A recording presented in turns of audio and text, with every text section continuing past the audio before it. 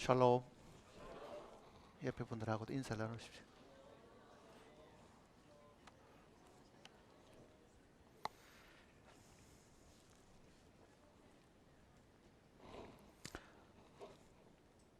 고린도전서 15장을 찾겠습니다.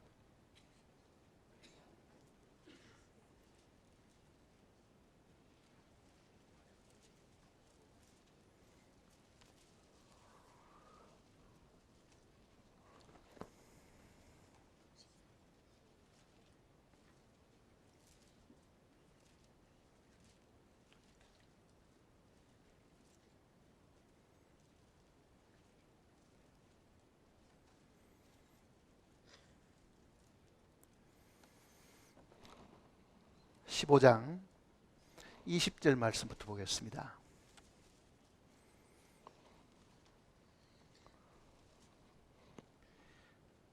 그러나 이제 그리스도께서 죽은 자 가운데서 다시 살아나사 잠자는 자들의 첫 열매가 되셨도다. 사망이 한 사람으로 말미암았으니 죽은 자의 부활도 한 사람으로 말미암는도다. 아담 안에서 모든 사람이 죽은 것 같이 그리스도 안에서 모든 사람이 삶을 얻으리라. 그러나 각각 자기 차례대로 되리니 먼저는 첫 열매인 그리스도요, 다음에는 그가 강림하실 때에 그리스도에게 속한 자요, 그 후에는 마지막이니 그가 모든 통치와 모든 권세와 능력을 멸하시고 나라를 아버지 하나님께 바칠 때라. 그가 모든 원수를 그 발 아래 둘 때까지 반드시 왕노릇 하시리니 맨 나중에 멸망받을 원수는 사망이니라. 만물을 그의 발 아래 두셨다 하셨으니 만물을 아래에 둔다 말씀하실 때에 만물을 그의 아래에 두시니가 그 중에 들지 아니한 것이 분명하도다. 만물을 그에게 복종하게 하실 때에는 아들 자신도 그때에 만물을 자기에게 복종하게 하신 이에게 복종하게 되리니 이는 하나님이 만유의 주로서 만유 안에 계시려 하심이라. 잠시 기도하십시다. 우리의 마음을 살피시는 아버지 하나님, 우리의 마음이 하나님 앞에 그대로 드러나고 숨긴 바가 없기를 진심으로 바랍니다. 감춰놓은 엄밀한 죄가 있든지 아직 주님의 빛으로 말미암아 밝히 드러나지 않는 것이 우리의 마음속에 있으면 주님께서 책망받는 것마다 빛으로 드러난다고 하셨으니 먼저 책망을 받게 하시고 빛이 되게 해 주시옵소서. 죄가 하나님과 우리 사이를 가로막고 있다는 것을 늘 가르쳐 주셨으니 마음에 감춰준 죄를 두고 이 시간 앉아있는 영혼이 아무도 없게 하시옵소서. 우리의 죄를 주님께 자복하고 깨끗하고 순전한 마음으로 하나님을 바라보고 하나님의 말씀을 사모하는 심령들이 되게 도와주시옵소서. 인간의 사사로운 지혜와 뜻으로 말씀을 이해하려고 하지 말고 성령이 이 말씀을 처음 기록할 때 그 영감이 오늘 각 심령 속에 다시 역사하심으로 주님의 거룩하신 빛으로 우리가 모든 사실들을 보게 하시고 깨닫게 해 주시옵소서. 우리가 부르는 찬송과 드리는 기도를 통해서 하나님께서 영광을 받으시옵고 우리 모두가 주님으로 기뻐하고 말씀을 풍성히 먹음으로 인해서 배부름을 얻는 시간이 되게 복을 허락해 주시옵소서. 우리를 죄 가운데서 권하시고 지금도 우리의 연약함을 대신 강구하시는 주 예수님의 거룩하신 이름으로 간절히 기도드립니다. 아멘.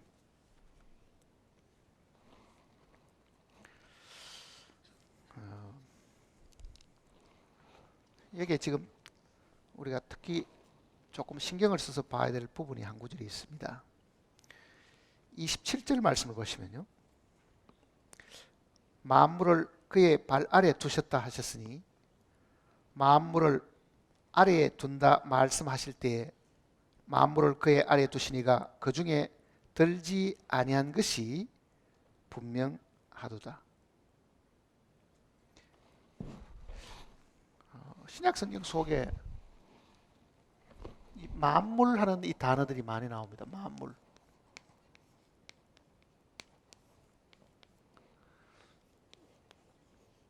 근데 원어에는 똑같은 단어를요, 이렇게 만물이라고 표시해 놓은 데도 있고 만유라고 표시해 놓은 데도 있습니다. 만유. 그러니까 같은 단어를 우리말 성경에는 어떨 때는 만물이라고 번역을 하기도 하고 만유라고 번역을 하기도 했습니다. 만유와 그러면 만물은 다르냐? 다른 것 같습니까? 같은 것 같습니까? 예? 같은 것 같이 느끼면은 번역하는 사람이 제 생각에 이렇게 번역한 것 같아요. 이 만유나 만물이라는 것은 우주에 있는 모든 것, 그런 뜻입니다. 사전을 찾아보면요, 우주에 있는 모든 것. 우주라는 것은 우리가 살고 있는 이 지구를 벗어난 부분들이잖아요. 저 하늘에 속한 부분들이기 때문에. 근데 만유 그러면은 땅과 저 하늘 우주에 속한 모든 것을 다 포함하는 것 같고, 만물 그러면 땅에 있는 것만 이야기하는 느낌이 조금 들지요. 사실은 물질적인 것이다 하는 그런 어떤 개념으로 보면은. 근데 본래 이 단어의 헬라어는 다 판타 이런 뜻입니다. 다 판타.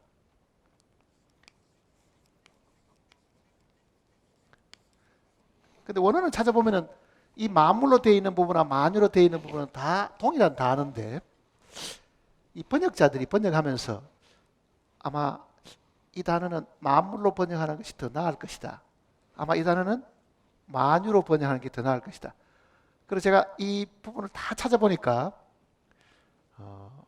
만유라고 되어 있는 부분은 저 우주에 있는 것까지 다 포함하는 것 같고, 만물로 되어 있는 부분은 이 땅에 있는 부분을 중심으로 하는 그 같은 느낌을 사실 받았어요. 그래서 사전적인 의미는 둘 다가 사실 같습니다. 근데 여기 지금 뭐라고 말씀하셨냐면요, 27절에 보시면요, 만물을 그의 아래에 두시니가 그 중에 들지 아니한 것이 분명하도다. 자, 하나님은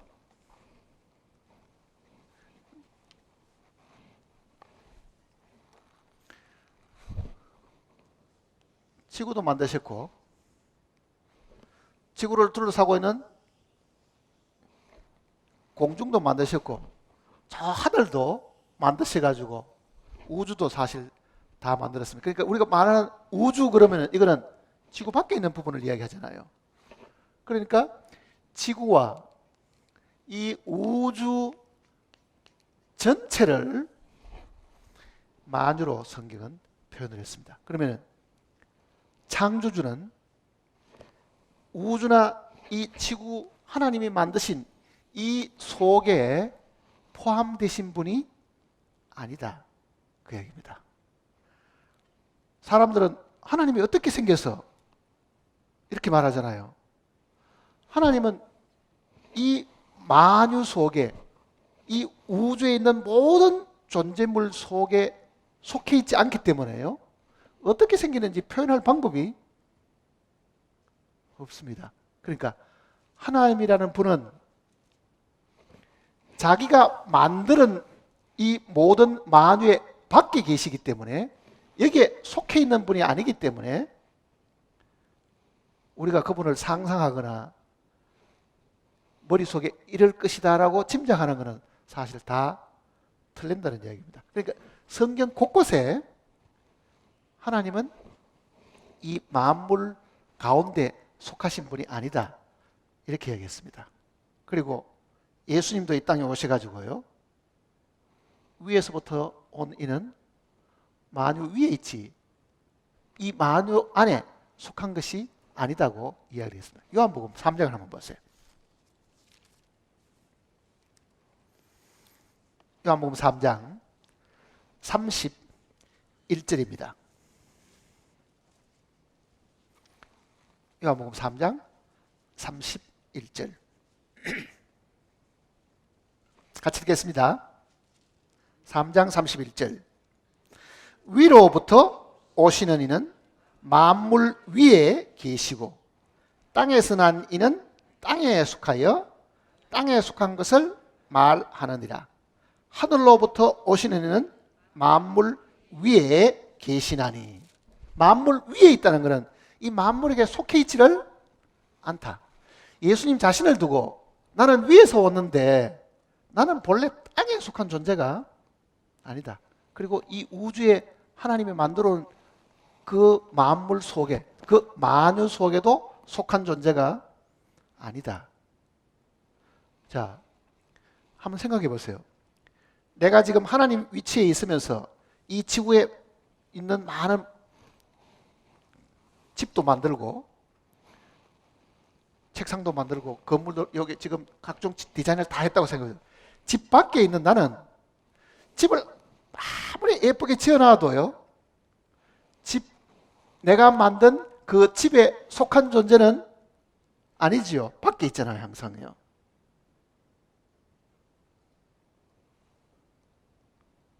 그런데 이 우주와 거기에 속한 모든 이 만유 밖에 계시는 분이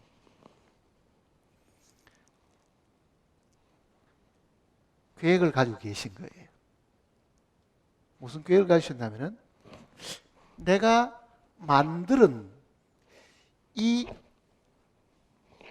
우주에 속한 걸 빼고 우선 우리가 사람이 살고 있는 이 지구를 한번 보자고요. 이 지구도 내가 만들었는데 거기에 모든 사물도 만들고 그게 사람도 존재하게 했는데 창조주가 밖에서 이렇게 보고요. 내가 저 속에 들어가서 사람들하고 같이 지나면 어떻겠는가? 내가 만드는 사람이 정말 내 마음에 합하기 때문에 나는 우주 밖에 있지만은 이 사람들 세계 속에 들어가서 그들과 같이 지나고 살고 싶다. 하나님이 그 생각을 하셨다는 이야기입니다. 쉽게 말하면. 밖에 계시는 분인데 이 안에 들어오셔가지고 사람과 더불어 같이 계시려고 생각하신 거예요. 그게 오늘 공부하려고 하는 주제입니다. 그게 이제 성전이라는 거라고 사실은. 이 성전이 어떻게 처음 하나님 마음속에 계셨고 그게 어떻게 이루어지고 최후로는 그게 어떻게 완성되는가 하는 그 얘기입니다. 그러니까 우리는 성전이 무슨 건물 개념, 이스라엘에 있는 소잡고 양잡고 하는 그 개념으로 생각하지만은 본래 하나님 마음속에는 그 성전의 개념이 그렇게 주어진 게 아니고 자기가 만든 그 사물 속에 들어가서 그네들과 함께 같이 살고자 하는 그 계획을 가지고 계신 거예요. 그거는 마치 위대한 과학자가 만든 어떤 공간 속에 그 과학자가 그 속에 들어가서 그네들과 함께 피조물과 함께 자기가 만드는 창조물과 함께 살겠다고 마음먹은 것과 사실 마찬가지입니다.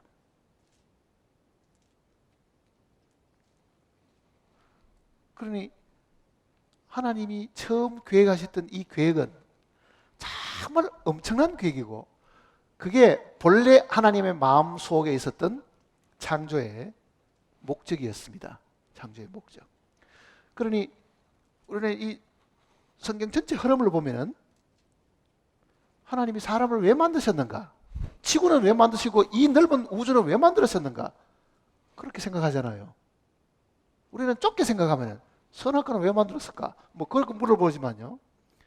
그건 굉장히 작은 질문이고 이걸 크게 보면은 어떻게 자신이 만든 그 사물 속에 들어가서 거기에서 창조주가 그 피조물인 사람과 더불어 영원히 같이 살려고 계획을 하셨는가? 그게 놀라운 거라고 사실은요. 그러면은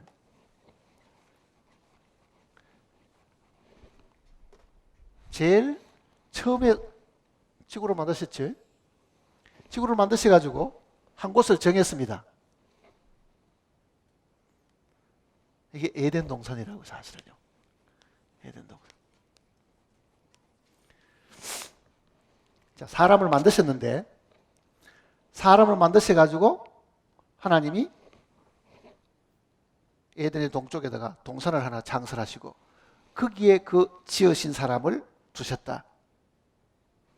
그러니 사람을 만드셔가지고 에덴 동산을 정하시고 여기에 사람을 두셨는데 이 에덴이, 자, 여기 사람이 좀 있다고 생각해 보세요.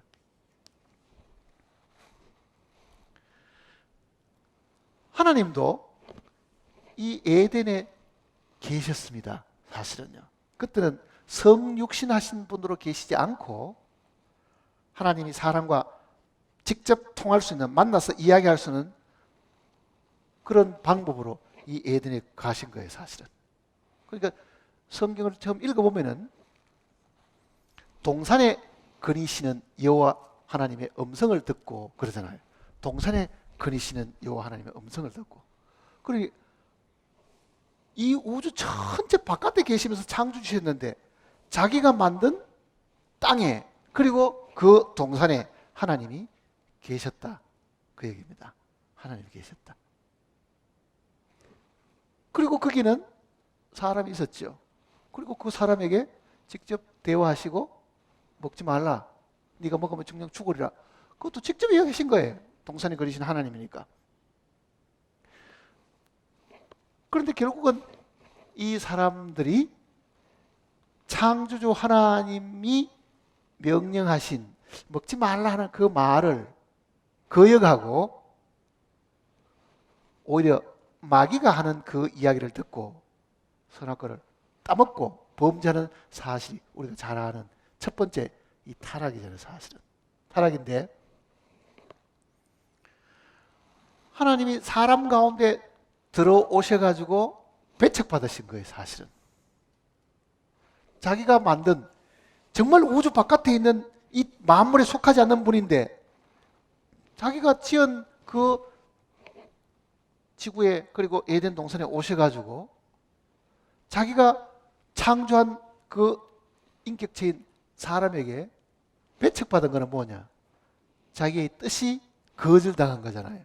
먹지 마라 했으면 예했으면 되는데 어떻게 됐어요? 먹지 마라 해도 따먹고 하나님을 사랑하지 않은 거지요. 내 계명을 가지고 지키는 자라야 나를 사랑하는 자라 했는데 아담은 그 계명도 마음속에 두지 않고 그 계명을 지키지 않았습니다. 그러니 피조물인 사람이 하나님을 사랑하지 않은 거지요. 결과적으로는.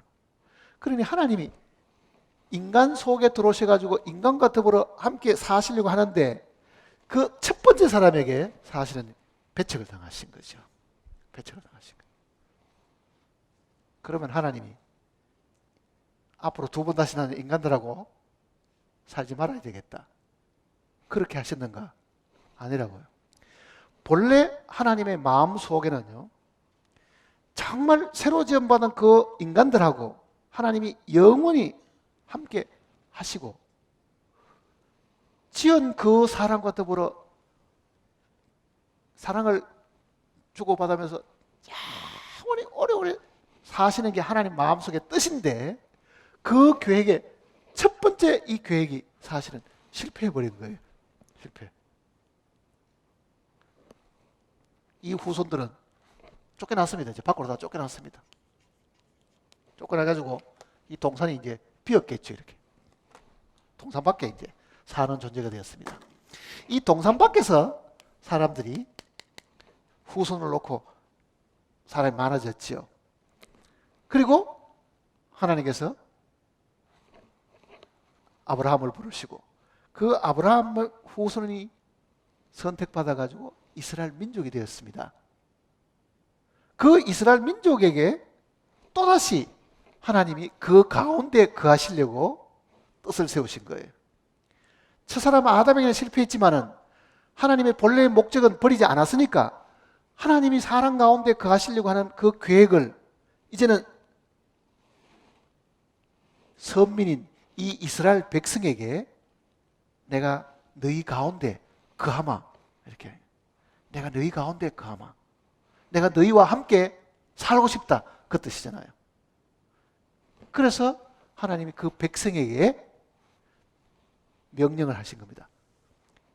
애굽 땅에 있을 때는 그렇게 하지 않고 애굽에서 나온 그 백성들이 시내산에 이렇게 왔습니다. 홍해를 건너가지고 시내산에 왔습니다. 이 시내산 첫 번째 정착지인데요, 여기 와서는 한 11개월 정도 머물렀어요. 11개월 정도. 그리고 하나님께서 모세를 시내산에 불러가지고 하나님의 말씀이 법궤를 주시면서 이 법궤를 담을 궤를 만들어라. 그리고 그 궤를 모셔놓을 지성소도 만들고 성소도 만들고 뜰도 만들고 성막을 만들으라고 지시를 하셨습니다. 그러니 이 시내산은 하나님이 이스라엘 백성들 가운데 거하실 처소를 만드는 시간이었습니다. 그 성막을 만들고 그 성막을 제사장들이 메고 이제는 광야 40년 그리고 가나안 땅까지 사실 들어가거든요. 그러니 하나님이 사람들 가운데 거하시려고 하는 그 계획은 포기가 된 게 아니고요, 이제는 이 선민인 이 백성들 가운데 성막이라는 그 건물 속에 이제 거하시게 되는 겁니다. 성막.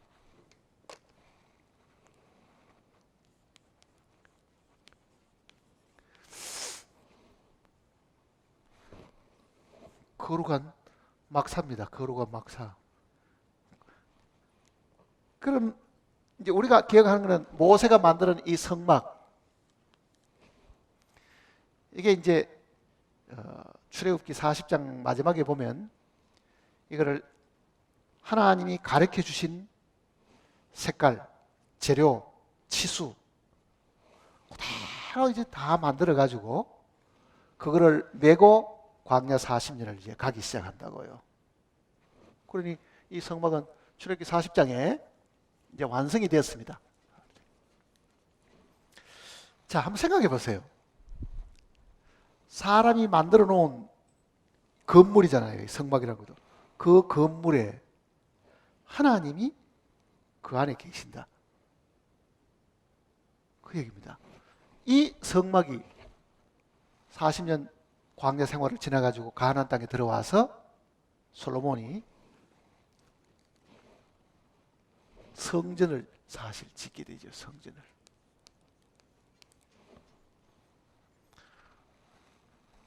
성막에 있는 기구들은 이 솔로몬 성전은 성막 한 2배 정도 규모가 됩니다. 크기가. 다른 기구들은 다 사이즈가 달라졌는데요, 한 가지는 똑같은 게 그대로 들어갔어요. 그게 법궤입니다. 그 법궤는 모세가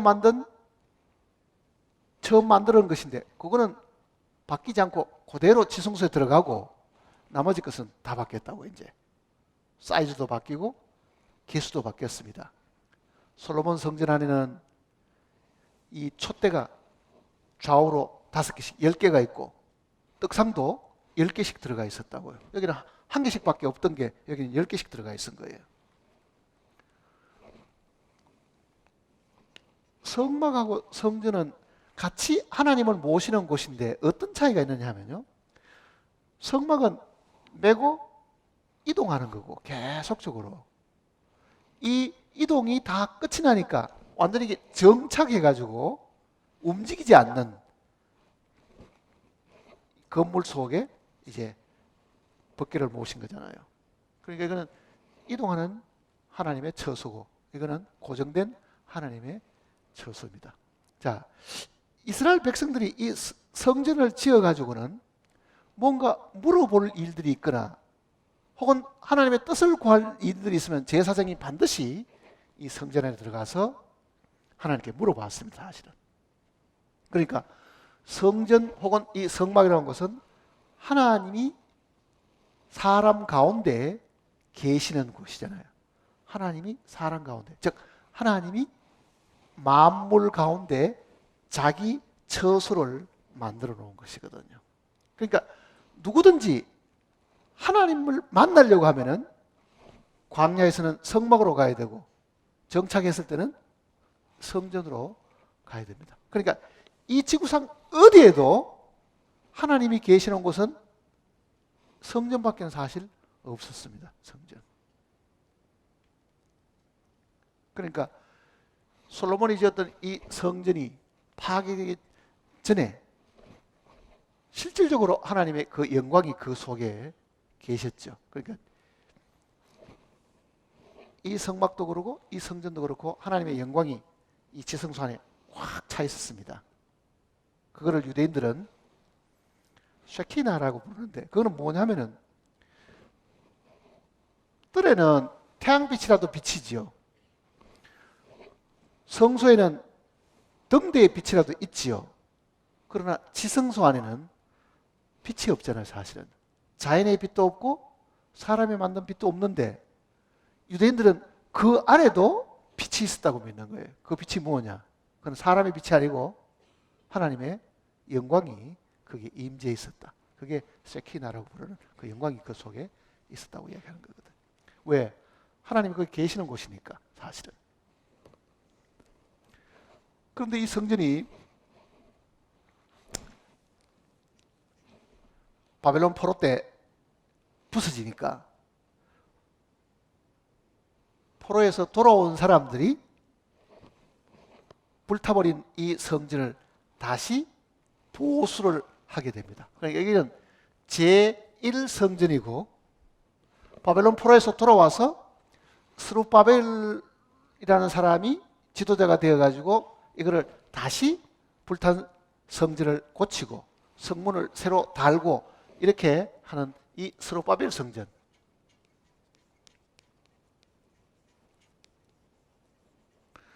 이게 제2성전이 사실 되었습니다. 제2성전. 그런데 이 제2성전이 그 다음에는 로마에도 핍박을 받지요. 예수님 당시는 로마 제국 시대잖아요.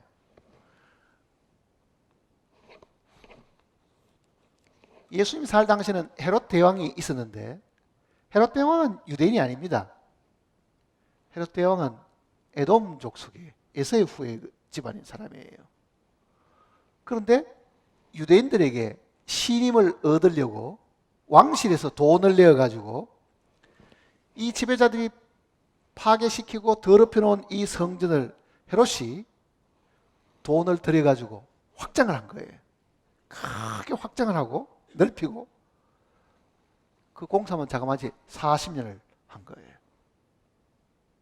그러니까 예수님 당시에 서 있던 성전은 이 솔로몬 성전보다 규모를 훨씬 크게 했어요. 지성소가 있는 그 위치는 자그마치 한 15m 정도가 되도록 높이 만드는 거예요.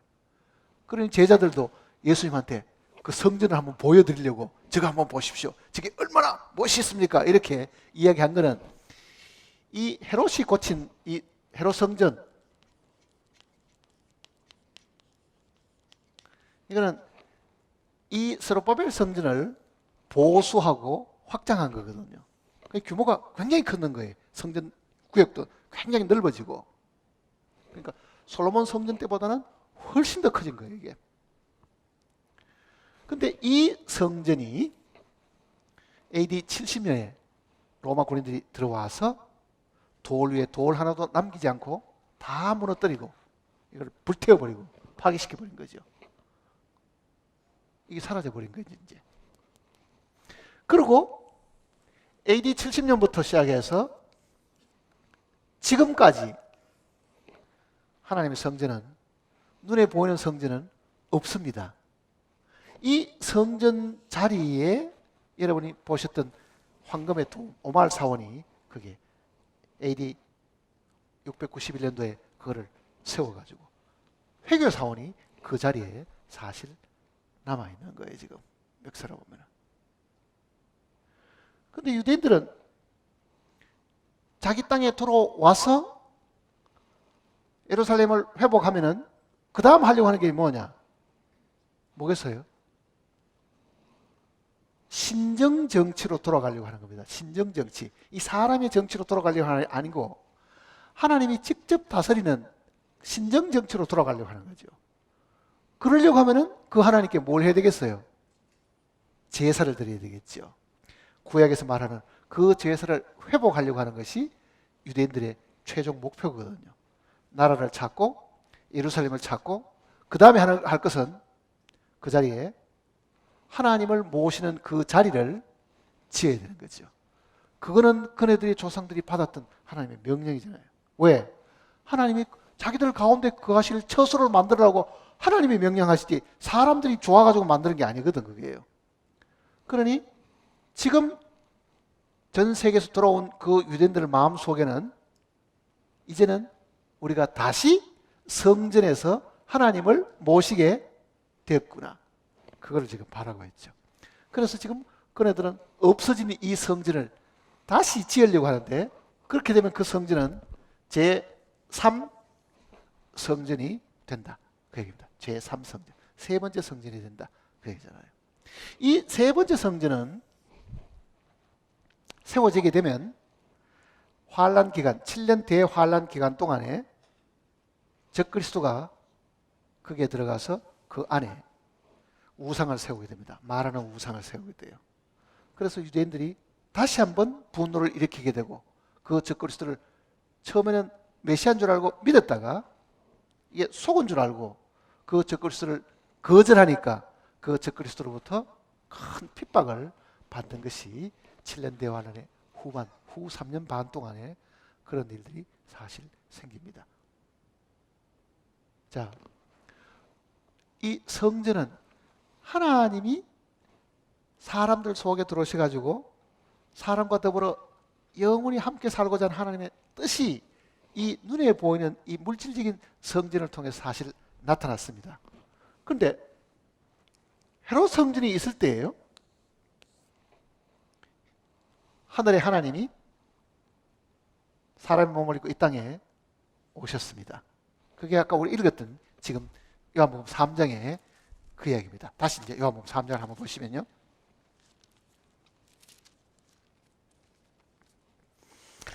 (3장) 31절입니다. 위로부터 오시는 이는 만물 위에 계시고. 자, 누가 위로부터 왔습니까? 예수님 자신이잖아요. 내가 위로부터 왔다. 너희는 땅에서 났지만은 나는 땅에서 나지 않고 위에서 왔다. 그게 요한복음의 주제거든요. 그 다음에 땅에서 난 이는 땅에 속하여 땅에 속한 것을 말하느니라. 하늘로부터 오신 이는 만물 위에 계시나니 그가 친히 보고 들은 것을 증언하되 그의 증언을 받는 자가 없도다. 하늘에서 하나님과 더불어 주고받은 그 대화를 땅에 오신 분이 이야기를 해도 땅에 속한 사람은 하늘에서 온 분의 그 이야기를 못 알아듣는다. 그런 의미입니다. 사실은요. 그러니까 예수님 자신이 나는 하늘에서 왔다. 그러잖아요. 하늘에서 왔다. 자, 헤롯 성전에 있는데 하늘에서 오신 분이 나타나셔가지고 이렇게 이야기하십니다. 내가 성전이다. 내가 성전이다. 그러잖아요. 내가 성전이다. 자, 예수님이 성전이라는 말은 무슨 뜻이겠어요? 예수님 안에 하나님이 계신다. 그 얘기입니다. 예수님 안에 하나님이 계신다. 그리고 하시는 말씀이 이 성전을 헐어라. 이 성전을 헐어라. 예수님의 몸이 성전이신데 이 성전을 헐어라. 그러면 내가 사흘 만에 다시 세우겠다. 그러죠. 그러니까 이 헤롯 성전 요 사이에 뭐가 있느냐면요. 예수님의 몸이신 성전이 있죠. 예수님의 몸이신 성전이 있다고요. 그리고 예수님이 하시는 말씀이 자기 자신을 이게 죽이는 이야기거든요. 이 성전을 헐으라는 말은. 그러면 내가 사흘 만에 다시 이렇게 세우리라. 그 다음에는 예수님이 몸된 성전을 헐면은 예수님이 세울 다른 성전이 있죠. 이게 다른 성전. 이게 구원받은 그리스도인들이 연합을 이루는 교회라고 말하는 성전입니다. 이거는 어느 교회, 무슨 교회 그런 의미가 아니고 주님의 몸이 흘리고 주님을 믿고 생명을 얻은 사람들의 집합체인 이 교회를 주님이 세우시겠다고 말씀하신 겁니다. 자, 그러면 우리가 지금 한번 생각해 보세요. 눈에 보이는 물질적인 건물 성전이 있고 눈에 보이지 않는 뭐가 있습니까? 영적인 성전이 이 땅에 존재하기 시작하죠. 예수님이 부활하신 이후에. 그러면 지금 우리가 이야기하는 거는요, 구원받은 사람이 이야기하는 거는 건물을 지어가지고 성전에 모입시다 라고 말하는 것이 틀리지요. 왜 그렇겠습니까? 우리는 이미 죽고 부활한 영적인 존재가 되었기 때문에 이 영적인 존재가 거할 수 있는 성전이라는 것은 주님의 몸 안에 이루어진 구원받은 사람들로 이루어진 그 성전이잖아요. 지금 그러니까 지금 이 시간에 하나님이 계시는 곳이 어디냐? 자신 있게 말을 하려고 하면요, 하나님이 어디 계십니까? 교회 안에 계시지요. 그 교회의 구성원들도 한번 보라고요. 자, 제가 그 구성원 중에 한 사람입니다. 성경은 뭐라고 말합니까? 너희 몸이 하나님의 성전인 것과 하나님의 성령이 너희 안에 거하시는 것을 너희가 알지 못하느냐. 자, 예수님 몸도 성전이었는데 우리 몸도 뭐라는 이야기입니까? 성전이라 그 얘기죠. 그리고 연합을 이루는 이 교회도 성전이죠. 자, 이 개념을 우리가 잘 이해를 하셔야 됩니다. 구원받은 내가 성전이라는 말은 내 안에 누가 계신다는 이야기입니까? 하나님이 계신다는 뜻이잖아요. 그게 본래 하나님이 마음속에 가지고 계시던 계획입니다. 하나님은 자기가 만든 만물 속에 들어오시려고 했는데 그 만물, 눈에 보이는 만물 속에 들어와서 자기 거처를 삼으시려고 했는데 그게 눈에 보이는 성전이고 그 하나님이 자기가 만든 사람 속에 들어오시려고 한 거예요. 그게 우리가 받은 생명입니다. 부활의 생명이라고요. 그러면은 건물 안에 있으면은 눈에 보이는 물질적인 건물 안에 있으면은 하나님이 내 옆에 있지만은요, 만일 그 하나님이 내 안에 들어오면은 영원히 떠나지 않는 존재가 되겠지요.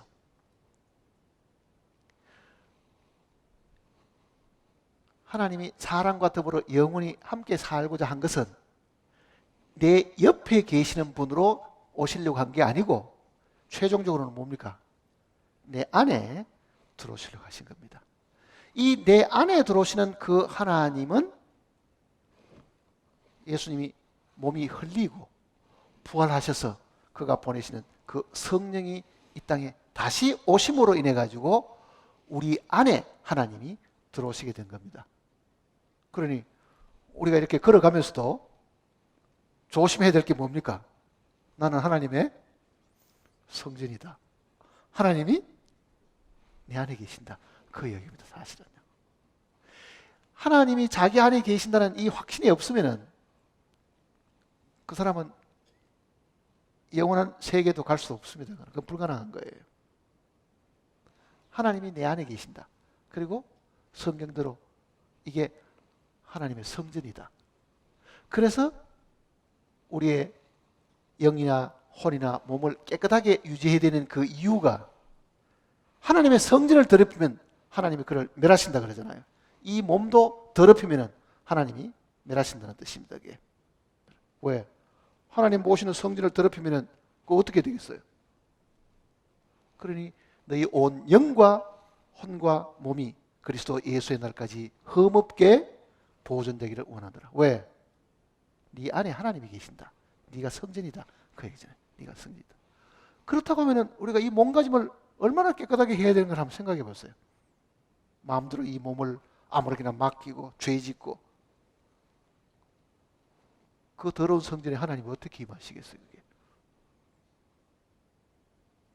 자, 하나님의 본래 계획이 사람과 함께 하시려고 하는 건데 최종적으로 보면 하나님이 우리 속에 들어오실 거예요. 그러니까 이 구약의 이 시간까지는요, 이 물질적인 성전이 사람들 속에 있으므로 사람들이 거기에 성전을 찾아갔지만은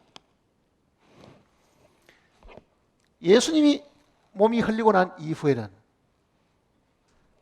그 예수님 돌아가셔서 부활하시고 주신 그 영은 우리 각자 속에 들어와서 거하시는 하나님을 모시는 성전이 되고 개인도 성전이고 하나님을 모신 사람들이 모인 전체 무리도 성전이고 성전입니다. 자, 그러면은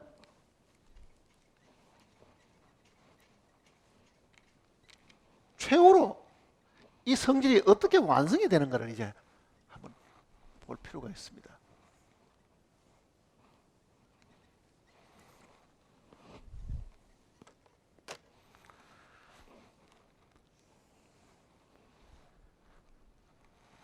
지구가 만들기 전에는 시간도 사실 없었잖아요. 그걸 우리가 만일 영원이라고 말을 한다고 하면 영원.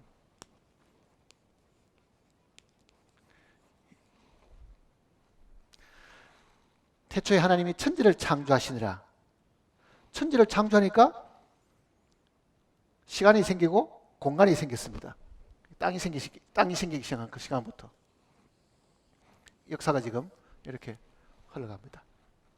그러니까 시간과 공간이 생겨나면서부터 물질 세계가 사실 시작된 겁니다. 근데 이 물질 세계가 시작되기 전에도 하나님은 이 영혼 가운데 계셨습니다. 영혼 가운데. 우리와 같은 존재가 아니시기 때문에요. 그가 우주를 만들고 만물을 만들어도 만들어진 속에 계시는 분이 아니기 때문에 그는 시간도 초월하고 공간도 초월하는 분이잖아요. 밖에 계시는 분이기 때문에. 그런데 요 시간과 공간을 제한받는 요 지구에 사는 우리는 하나님하고는 다르지요. 존재 자체가 하나님하고 다르잖아요. 그런데 성경은 분명히 어느 날 가다가 이 지구가 끝이 나버린다고 이야기하잖아요. 이 애창조에 속한 모든 것이 다 불타버리고 이제 완전한 새 하늘과 새 땅이 도래한다고 하면 이게 끝이 나는데 이게 끝이 나면 어떻게 되느냐? 이게도 영혼이 있습니다. 우리 사람들의 지혜로 생각하면은 이거는 영원 과거고 이거는 영원 미래입니다. 이거는 우리가 이해하는 방법입니다. 근데 사실은 영혼은 어떻게 되어 있겠어요? 하나로 연결되어 있겠죠. 한번 보세요.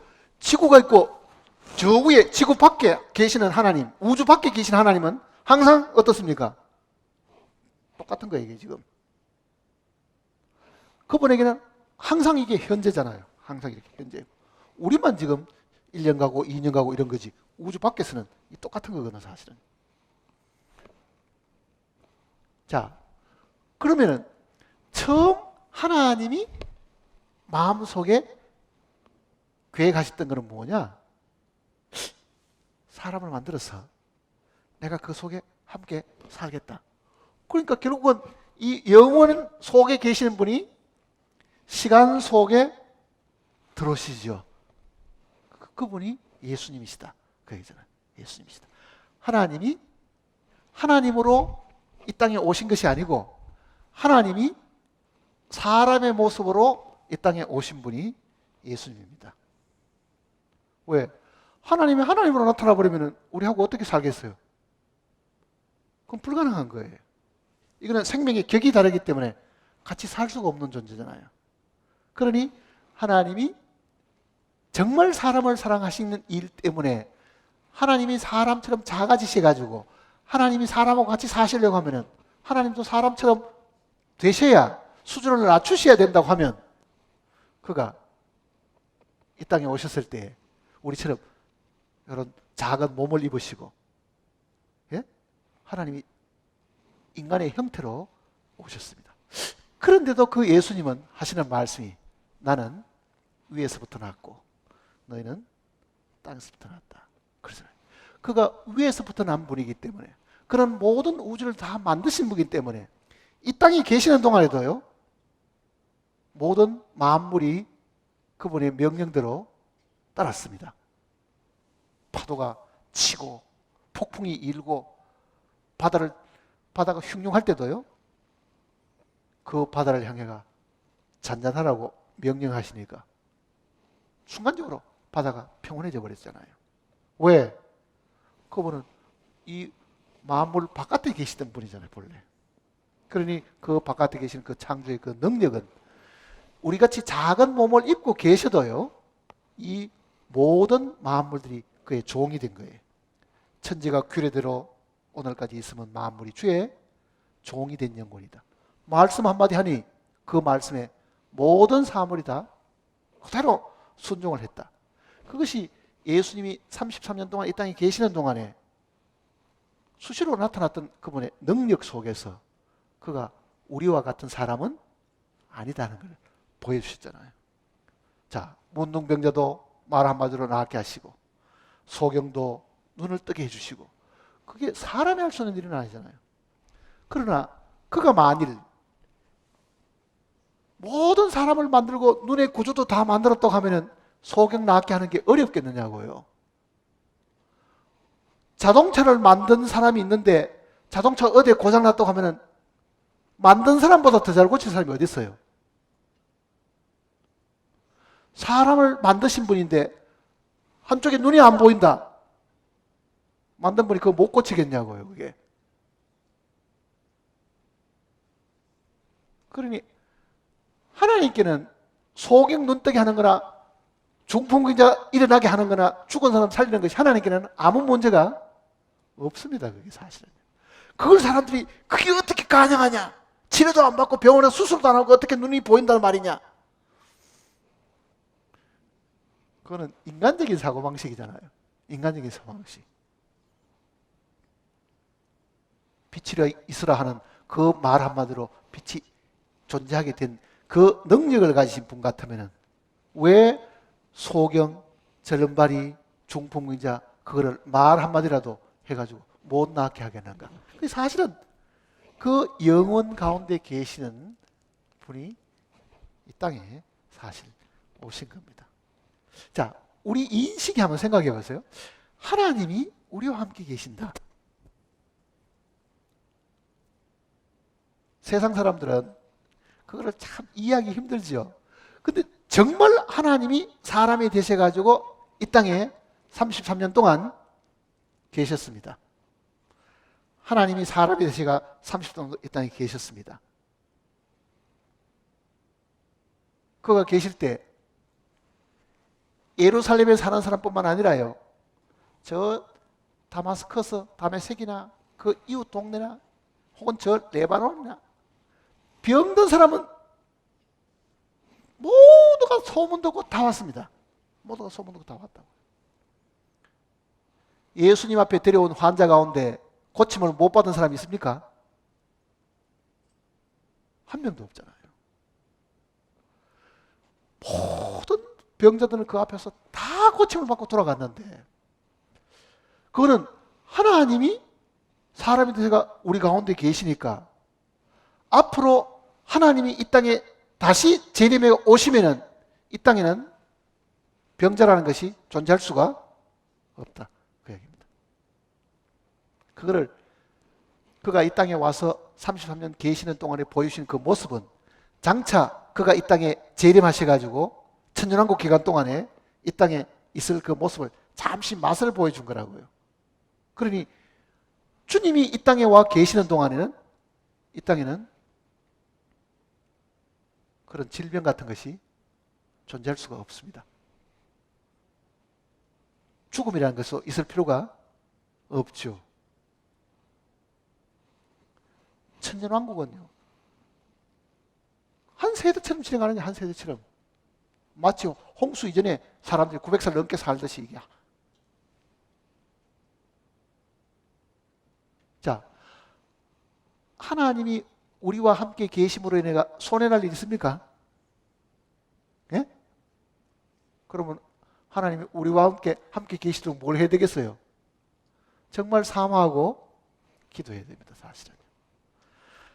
정말 하나님이 이 땅에 오시면은 죄도 없을 것이고 병도 없을 것이고 사고 나는 일도 없고 아픈 일도 없고 정말 우리 마음 속에는요 주의 임하심을 구해야 됩니다.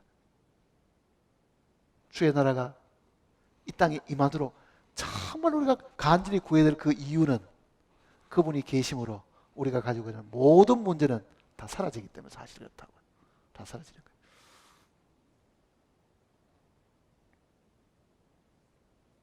자, 하나님이 사람 속에 들어오셔서 사람과 더불어 살려고 하는 이 계획이 첫사람을 통해서 거절당하고 지금도 거절당하고 지금도 사람들은 하나님이 어디서 하나님 믿으면 내 주먹을 믿어라 뭐 그런 불안나 같은 사람들의 이야기도 지금 많지요. 지금 이 세상에는. 그래도 하나님은 자기가 사람과 더불어 함께 살고자 하신 거예요. 그러니까 이 사람이라는 존재는 천사들보다도 인격이 더 높은 존재입니다. 사실은 인격이. 천사를 하나님의 형상대로 만들었다는 말은 없잖아요. 그런데 하나님이 사람을 만드실 때는 하나님의 형상대로. 그거는 우리가 하나님과 같은 성분이 있다 그 뜻입니다. 하나님과 우리가 같은 성분을 가지고 있다. 그러니 하나님이 사람을 보시는 관점하고 사람이 사람을 보는 관점하고는 이게 차이가 있었죠, 사실은. 그래서 하나님은 이 사람과 더불어 영원히 함께 살려고 했는데 실패했으니까. 하나님은 실패하기 때문에 포기한 게 아니고요. 그거를 계속 이루시고 드디어 어느 날 정말 하나님이 내 안에 들어오시는 방법으로 지금 바뀌신 거죠, 사실. 자, 요한복음 14장을 한번 보세요.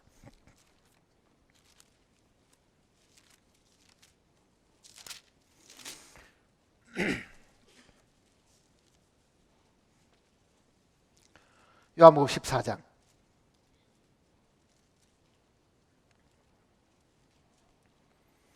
16절입니다.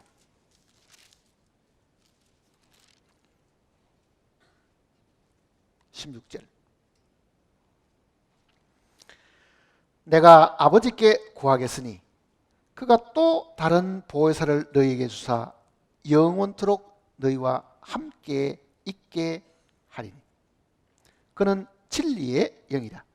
세상은 능히 그를 받지 못하나니 이는 그를 보지도 못하고 알지도 못함이라. 그러나 너희는 그를 아나니 그는 너희와 함께 가시며 또 너희 속에 계시겠습니다. 자, 이게 함께 이런 표현들이 나오죠. 함께. 특히 예수님께서 이렇게 이야기하십니다. 내가 하나님 아버지께 구하겠다. 그러면 그가 다른 보혜사를 보내줄 텐데, 그게 다른 보혜사.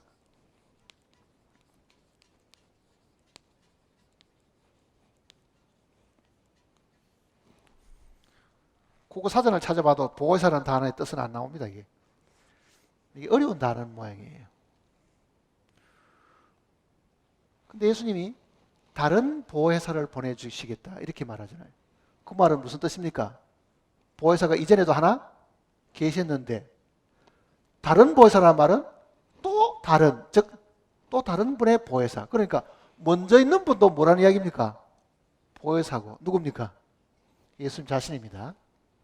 예수님 자신도 보혜사신데 내가 하나님께 구해가지고 내가 가면은 나 말고 또 다른 보혜사를 보내주겠다.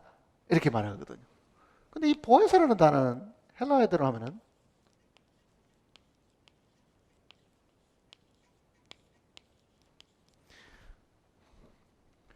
해석을 해드리려고 지금 써놓은 겁니다. 파라 하는 거는요, 옆에서 이런 뜻입니다. 옆에. 클레토스라는 돕는다는 뜻입니다. 돕는다. 그러니까 옆에서 도와주시는 분. 그게 보혜사입니다. 옆에서 도와주시는 분. 자, 예수님이 하나님이신데 하나님으로 몸을 입고 이 땅에 오셨습니다. 사람에게 뭘 주시려고요? 도와주시는 분으로. 자, 옆에 계시면서 도와주니까 이거는 마치 철로 있죠, 철로. 철로는 한 개만 이 철길이 있었던 게 아닙니다. 항상 둘이 있어야 되죠. 그러니 항상 이 철길이 둘이 늘 따라다녀야 되는데 이게 파라입니다. 평행선을 이루는 거죠. 같이 따라가는 거잖아요. 항상 옆에서 하나가 따라가잖아요, 이게. 그러니까 예수님은 자신이 보혜사이기 때문에 이것이 나고 이거는 누구라는 얘기입니까? 예수님인데 그 뜻입니다. 예수님이 항상 내가 가는 곳은 어디든지 늘 함께 계시는 분. 그게 파라. 이게 평행선입니다. 평행선. 그런데 나는 네 옆에 있은 보혜사인데 내가 가면은 네 안에 있는 보혜사를 보내주겠다. 자, 옆에 있는 것이 나았습니까? 안에 있는 것이 나았습니까? 옆에 있는 건 손잡고 있다가도 잡버리면은 놓아볼 가능성이 있지요. 안에 있는 거는 자도 그 안에 있을 거고, 예? 손 놓을 염려도 없죠. 그래서 예수님께서 내가 가는 것이 너에게 더 유익하다 이렇게 말씀해요. 왜 유익합니까? 나는 너희 옆에 있지만은 내가 가서 아버지께 구해서 보내주는 그 성령은 오셔가지고 어디 계신다고요? 너희 안에 계십니다. 그 내용을 지금 설명해 주는 겁니다. 다시 보세요. 그게 17절입니다. 그는 진리의 영이라 보내주실 성령을 두고 하는 이야기입니다. 세상은 능히 그를 받지도 못하나니 이는 그를 보지도 못하고 알지도 못합니다. 그러나 너희는 그를 아나니 그는 너희와 함께 거하시며 이거는 교회와 함께 계신다는 뜻입니다. 그 다음에 또 너희 속에 계시겠습니다. 예수님은 우리와 같은 몸을 가졌기 때문에 나사렛 예수는 내 안에 들어올 수가 없습니다. 뭐 배 째고 수술해가지고 이 속에 들어올 수도 없고 예수님은 항상 내 옆에 계시고 항상 나와 함께 계시는 분이긴 해도 내 안에 들어올 분은 아닌데 내가 가서 아버지께 구해가지고 보내줄 그 성령은 옆에 계시는 분이 아니고 너희 안에 계시는 분이고 너희와 함께 계시는 분이다. 교회와 함께 계시고 우리 개인 속에 들어오시는 분이시다. 그 얘기잖아요. 자, 하나님이 본래 계획은 하나님이 사람과 함께 하시려고 했습니다.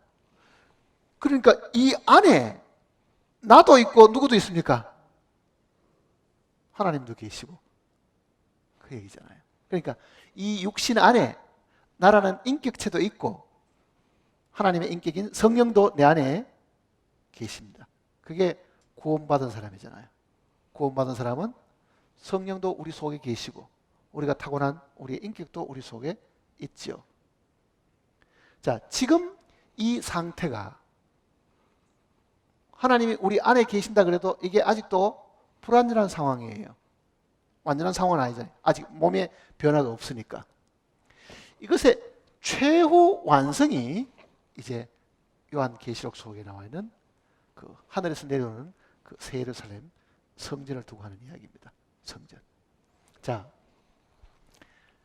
하나님이 내 안에 계시기 때문에 나는 지금 걸어가면서도 이거는 하나님의 성전이다. 하나님 내 안에 계셔. 하나님 나와 함께 계셔. 그런데 흙으로 다 돌아가 보면 이게 어떻게 되겠는가? 흙으로 돌아가 보면 이게 어떻게 되겠는가? 그 생각을 가끔 하잖아요. 내 안에 계시는 그 성령은 이 흙 안에 어느 한 부분에 있다는 말이 아니고 이 안에 있는 내 영 안에 계시는 거예요. 영이 없어지지 않는 한 그 영 안에 계시는 성령도 없어지지 않습니다. 그게 사실은 내 영 안에 내주시는 거기 때문에. 자, 그러면 보세요. 성령이 내 안에 계시는 사람들이 오늘 이 자리에 모였습니다. 오늘 우리는 하나님의 교회 가운데 있는 사람들, 이게 하나님의 교회 일원들이잖아요. 이 교회는 여기만 있는 게 아니고 아담 이후로 지금까지 죽었던, 주님을 믿고 죽었던 모든 사람이 주님 안에 다 있다고 하면은요, 이 교회가 얼마나 크겠어 나중에. 얼마나 크겠냐고요. 그러면 우리 한 사람 한 사람은 뭐겠습니까? 건물을 짓는다고 하면은 이 건물이 많은 재료가 필요하겠죠. 재료. 그 재료에 해당하는 것이 오늘 우리입니다.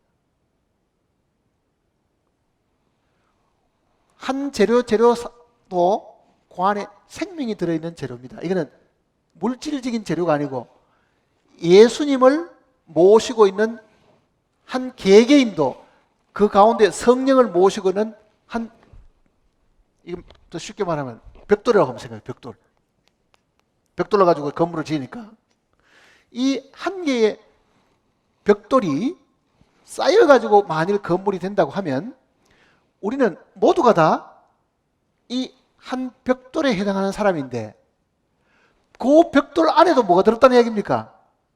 하나님의 생명이 있고 하나님의 생명이 있으니까 이게 뭡니까? 살아있죠. 이거를 벽돌로 하지 말고 성경에는 뭐라고 되어 있어요? 돌인데 그것도 살아있는 돌, 산돌 그렇게 말해요. 산돌. 자, 우리 각 개개인들은 살아있는 돌입니다.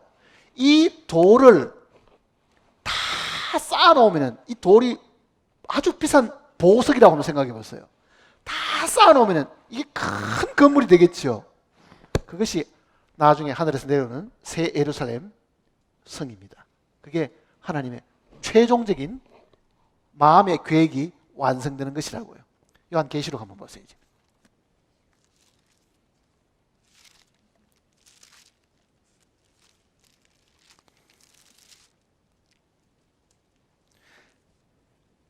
요한계시록 21장입니다.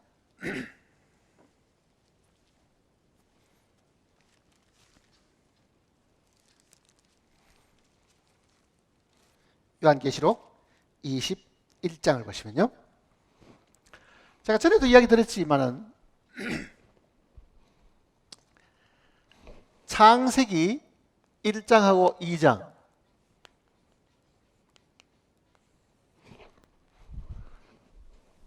요한계시록 21장하고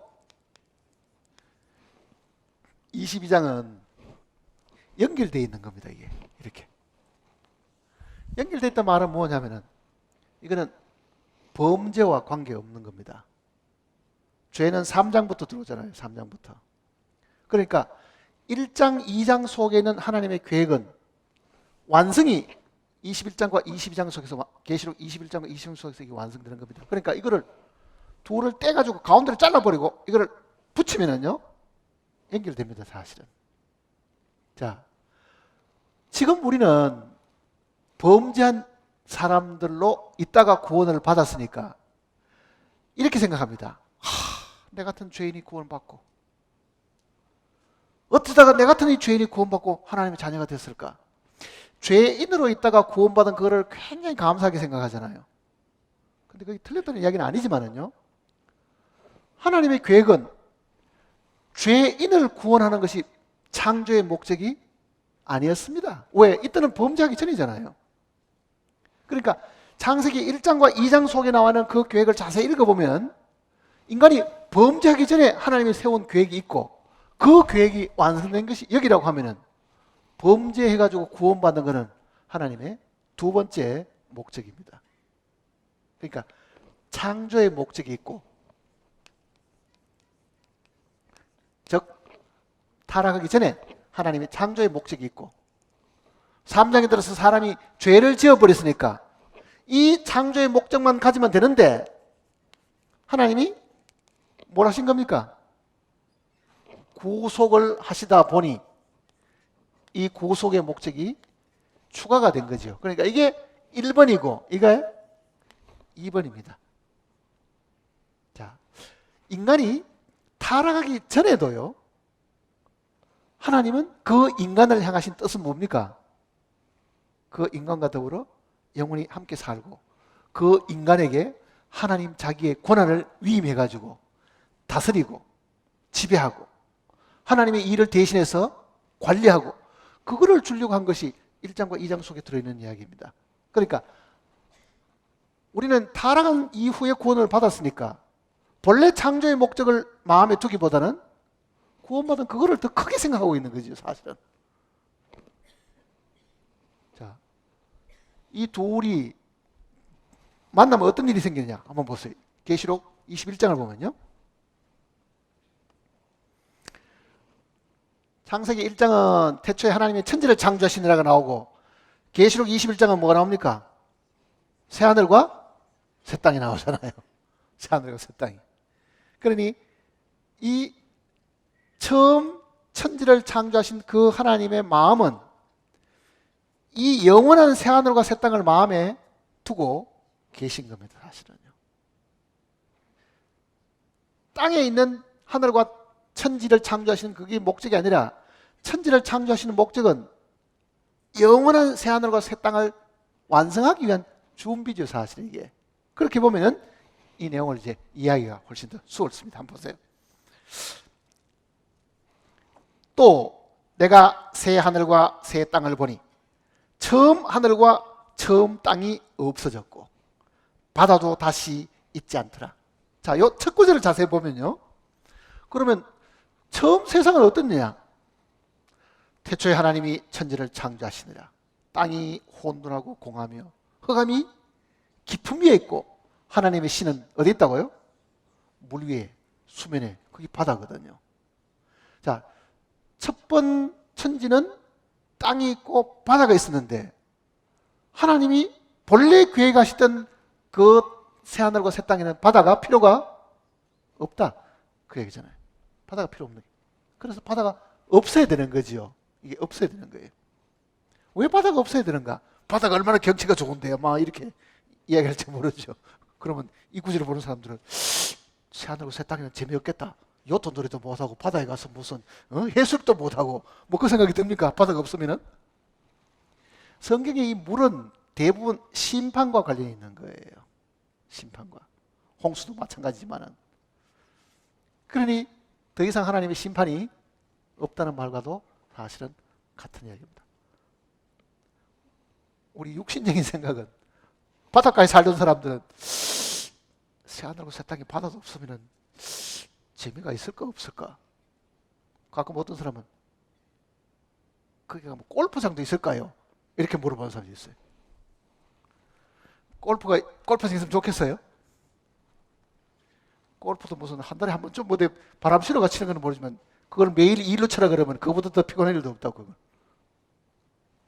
근데 이 타락된 몸을 가지고 있는 이 육신을 가지고 우리가 뭐가 좋다 뭐가 좋다고 말하지만은 분명히 하나님께서는 그 새하늘과 새 땅에는 바다도 다시 있지 않더라. 바다가 없어야 하나님의 뜻이 제대로 이루어지는 모양입니다. 바다가 없어야. 그 다음 보세요. 이제 또 내가 봄에 거룩한 성 새 예루살렘이 하나님께로부터 하늘에서 내려오니. 새 예루살렘이 하나님께로부터 내려온다. 자, 예루살렘이 땅에만 있는 것 같은데 어디도 있습니까? 하늘에도 예루살렘이 있다. 놀랍죠? 하늘에도 예루살렘이 있다.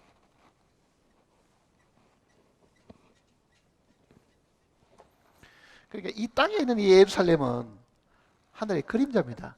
그러니까 하늘에 예루살렘이 먼저 있었겠죠, 사실은. 히브리서를 한번 보세요.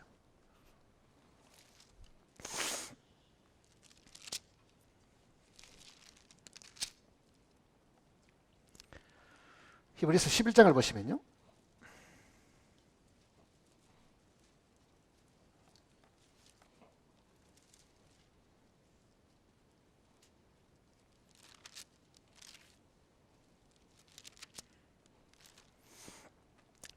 (11장) 16절을 보시면요.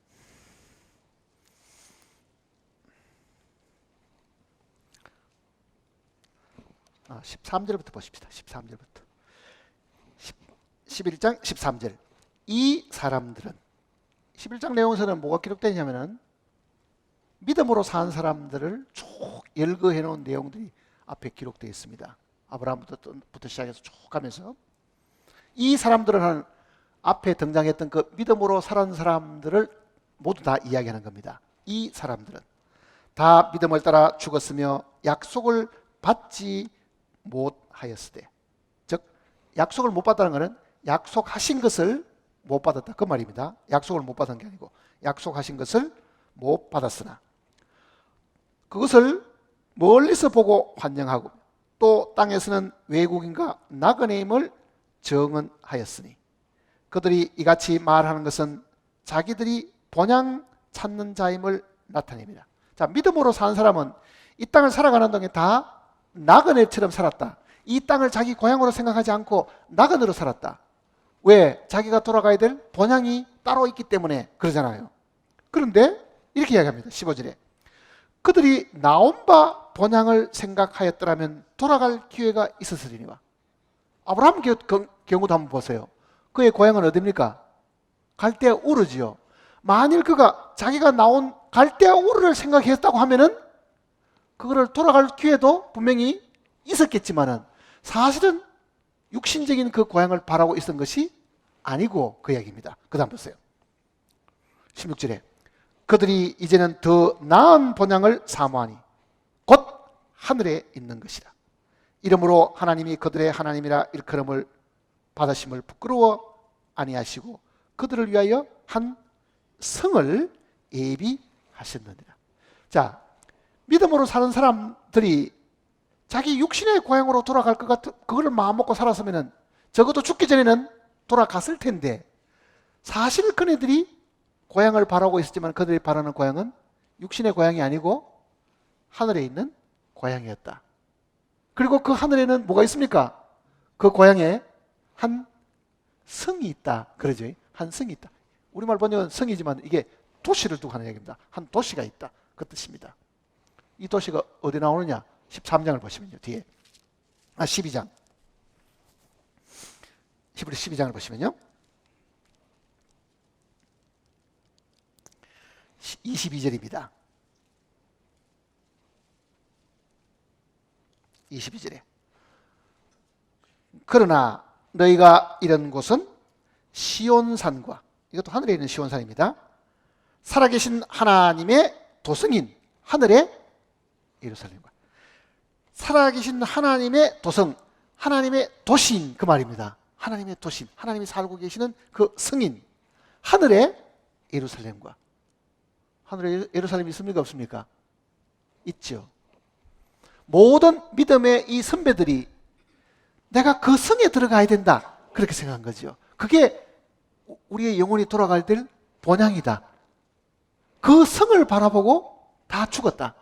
그리고 그 약속하신 것을 아직은 받지를 못했는데 그네들이 바라고 있는 것은 그 성이다. 바로 하늘에 있는 그 예루살렘 성이 드디어 내려옵니다. 그게 요한계시록 21장 이야기라고요. 그러니까 요한계시록 21장이 이거는 그냥 갑자기 내려오는 게 아니고 믿음으로 살았던 사람들이 모두가 다 바라고 거기가 자기의 고향이고 거기가 자기가 영원히 살 곳이고 거기가 하나님이 계시는 곳이다. 그 얘기잖아요. 다시 계시록 21장을 보시면요.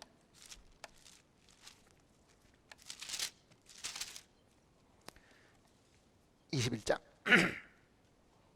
2절입니다.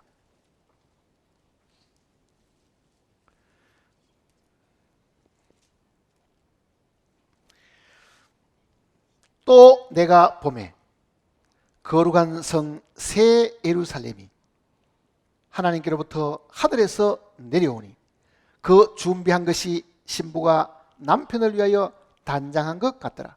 여기서 말하는 신부는 누구겠습니까? 어린 양의 신부인 교회입니다. 모든 구원받은 성도들을 다 이야기하는 거예요.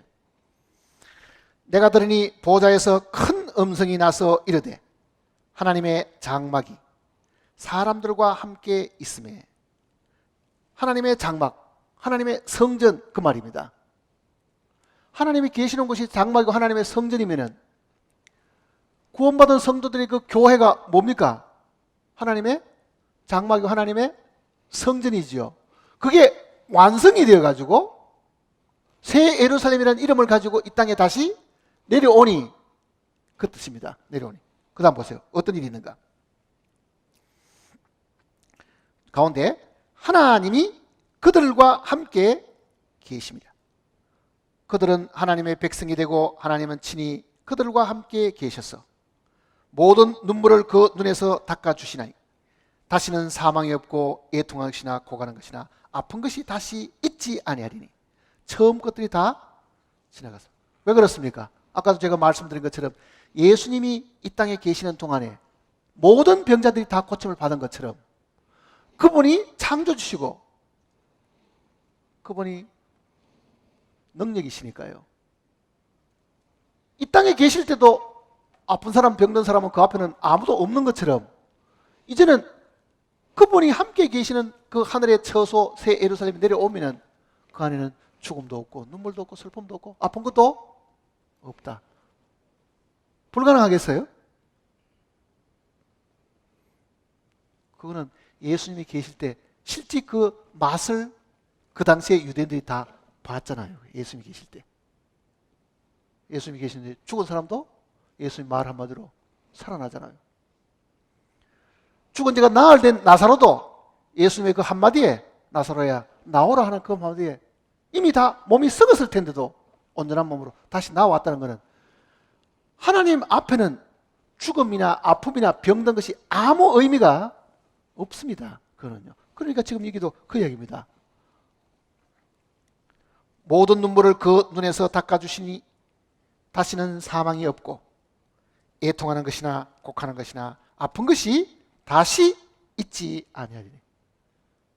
거기에 들어가고 싶지요? 예? 구원받은 성도들은 거기 다 들어갑니다. 우리가 그 건물에 한 재료가 되어가지고요 완성이 되어 있는 거예요. 사실은요. 그게 새 예루살렘 성입니다. 근데 이 내용은 전에 우리가 요한계시록 공부할 때도 잠깐 설명했지만요, 이 예루살렘 성은 한면은 물질적인 성같이 보이기도 하고 한면은 영적인 성으로 보이게 합니다. 그건 왜 그렇게 했어요? 우리의 몸은 물질적인 것이고 우리 속에는 영은 영적인 것이잖아요. 그게 이 두 개가 같이 어울려 있는 거예요. 이게 또 영적인 것과 육적인 것이.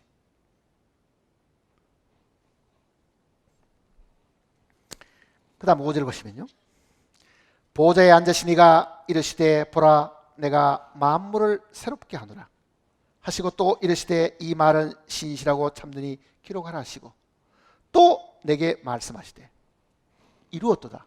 여기 지금 다자가 빠져 있습니다. 다 이루었도다. 나는 알파와 오메가요 처음과 마지막이다.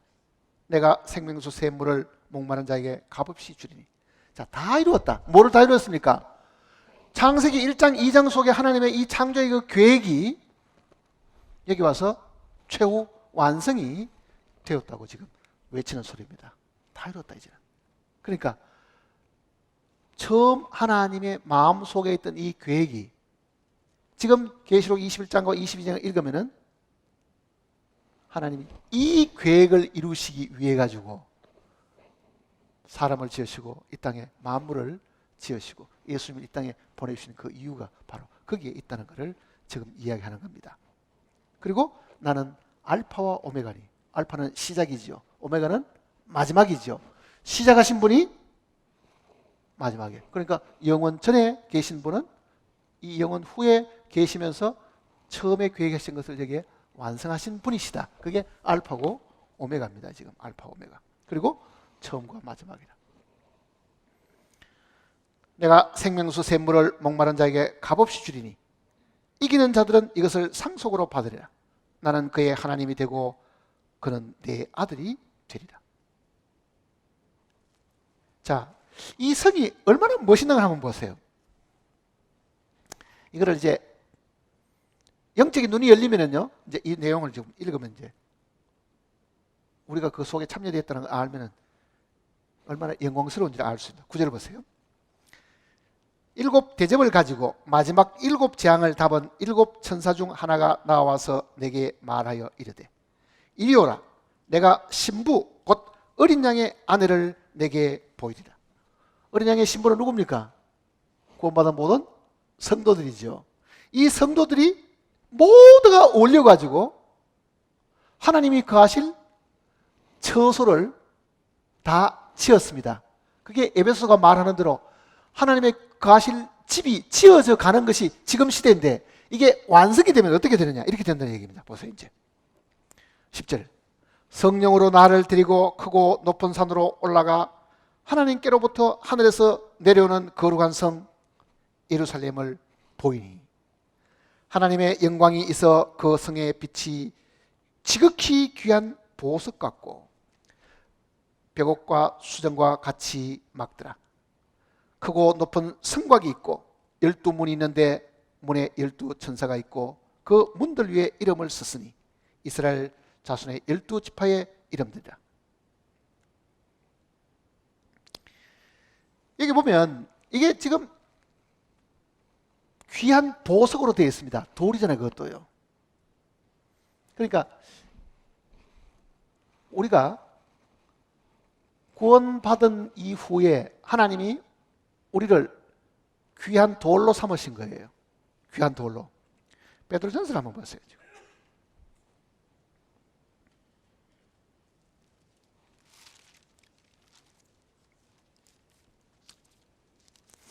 베드로전서 뒤로 넘어가시면 2장입니다. 베드로전서 2장.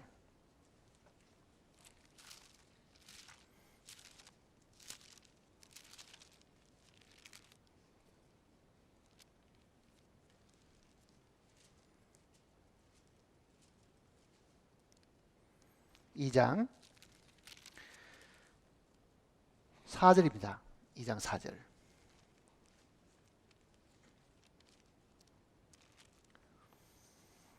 사람에게는 버림바 되었으나 누굽니까?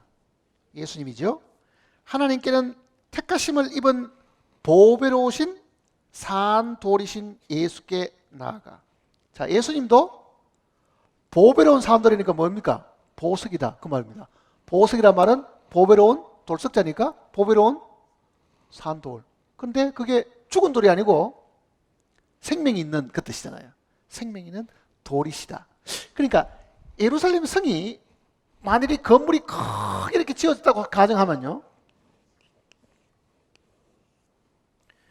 이게 전부 다 돌로 만들어졌는데 그 중에 기초석이 있는데 이 기초석은 보배로우신 살아있는 예수님이시고, 그러면은 예수님이 살아있으면 이 옆에 있는 돌은 어떻게 되겠어요? 이거는 보석인데 이거는 벽돌로, 이거는 무슨 아주 형편없는 그런 돌로 못하겠죠. 그러니까 그 다음도 그렇게 기록되어 있습니다. 5절 보세요. 너희도 어떻다고요? 산돌같이 신령한 집으로 세워지고. 자, 예수님도 살아있는 돌이고 우리도 살아있는 돌이 되어가지고, 여기에 구원받은 한 사람 한 사람들이라고요. 살아있다는 말은 그 속에 하나님의 생명이 있다 그 뜻입니다. 하나님의 생명이 있는 이 사람들 하나하나가 생명이신 주님 옆에서 이렇게 세움을 입어가지고 하나님이 거하실 처소가 된다. 그러니까 이 새 예루살렘 성은 눈에 보이는 하나님을 모시는 장소입니다. 이제는 눈에 보이는 하나님을 모시는 장소. 그때는 하나님이 베일이 사여있지 않습니다. 우리도 변화의 몸을 입고 눈에 보이는 하나님을 영원히 모시고 사는 것인데, 이거는 우리가 계획한 것이 아니고 하나님이 계획하셔서 완성시킨 겁니다. 거기에 우리를 구원받게 하신 것은 여기에 하나의 돌이 되게 하셨다. 그러니까 우리는 건축의 재료이기도 하고 하나님을 우리 가운데 모시는 건물이기도 하고, 그리고 이게 완성되면은 우리 개인 속에 주님만 계시는 게 아니라 완성된 이 건물 속에도 하나님이 계시고, 이것을 두고 새 예루살렘 성이라고 성경은 이야기합니다. 이게 하나님의 최후의 완성입니다. 최후의 완성. 그러니 오늘 우리가 구원을 받았다, 영원한 지옥을 가지 않는다, 그게 틀리는 이야기는 아니지만요, 성경에 눈이 열리게 되면은 지옥 안 가고 그러면은 저 어디 사막에다 갖다 놓으면 어떻게 되겠어요? 예? 그 지옥이 아니니까 저 어디 사막 어디 살아라 그러면 좋겠어요? 아니라고요. 지옥에 안 가는 게 아니라 하나님과 더불어 이 화려하고 정말 죽음도 없고 슬픔도 없고 아픔도 없고 병도 없고 이런 곳에서 하나님의 얼굴을 직접 보고 영원히 함께 살 수 있는 것이다. 이게 성전입니다. 성전. 하나님 모시는 곳이잖아요. 하나님. 여기에 중심은 누굽니까? 예수님이잖아요. 사실은 하나님이 사람의 몸을 입고 오시는 그 하나님을 우리는 영원히 뵙게 된다고. 이제는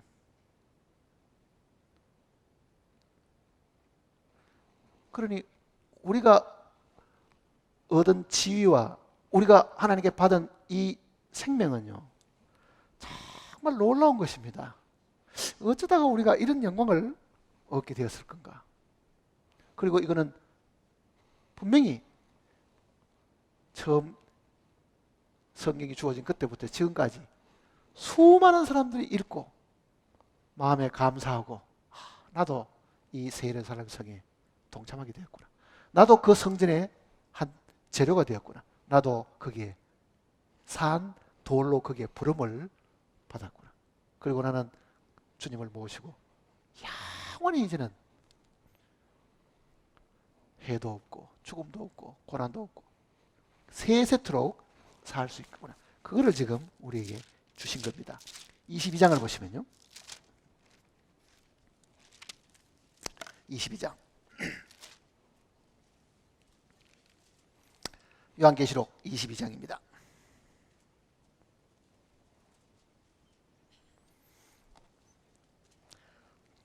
1절입니다. 또 그가 수정같이 맑은 생명수 강을 내게 보이니 하나님과 및 어린 양의 보좌로부터 나와서 길 가운데로 흐르더라. 강 좌우에 생명나무가 있어 12가지 열매를 맺되 날마다 그 열매를 맺고 그 나무 잎사귀들은 만국을 치료하기 위하여 있더라. 다시 저주가 없으며 하나님과 그 어린 양의 보좌가 그 가운데 있으니 그의 종들이 그를 섬기며, 4절 같이 읽어볼까요? 그의 얼굴을 볼 터이요 그의 이름도 그들의 이마에 있으리라. 다시 밤이 없겠고 등불과 햇빛이 쓸데없으니 이는 주 하나님이 그들에게 비치심이라. 그들이 세세토록 뭐 한다고요? 왕노릇 하리로다.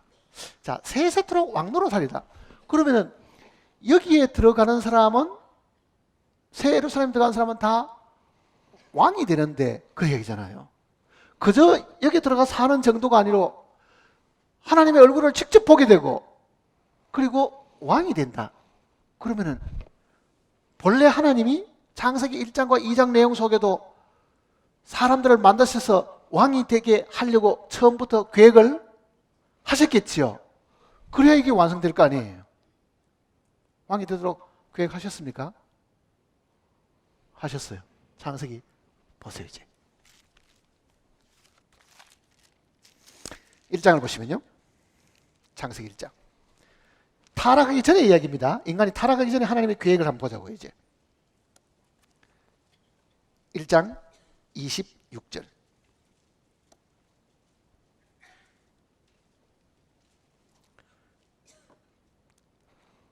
하나님이 이르시되 우리의 형상을 따라 우리의 모양대로 우리가 사람을 만들고 그들로 바다의 물고기와 하늘의 새와 가축과 온 땅과 땅에 기는 모든 것을 뭐 한다고요? 다스리게 하시고.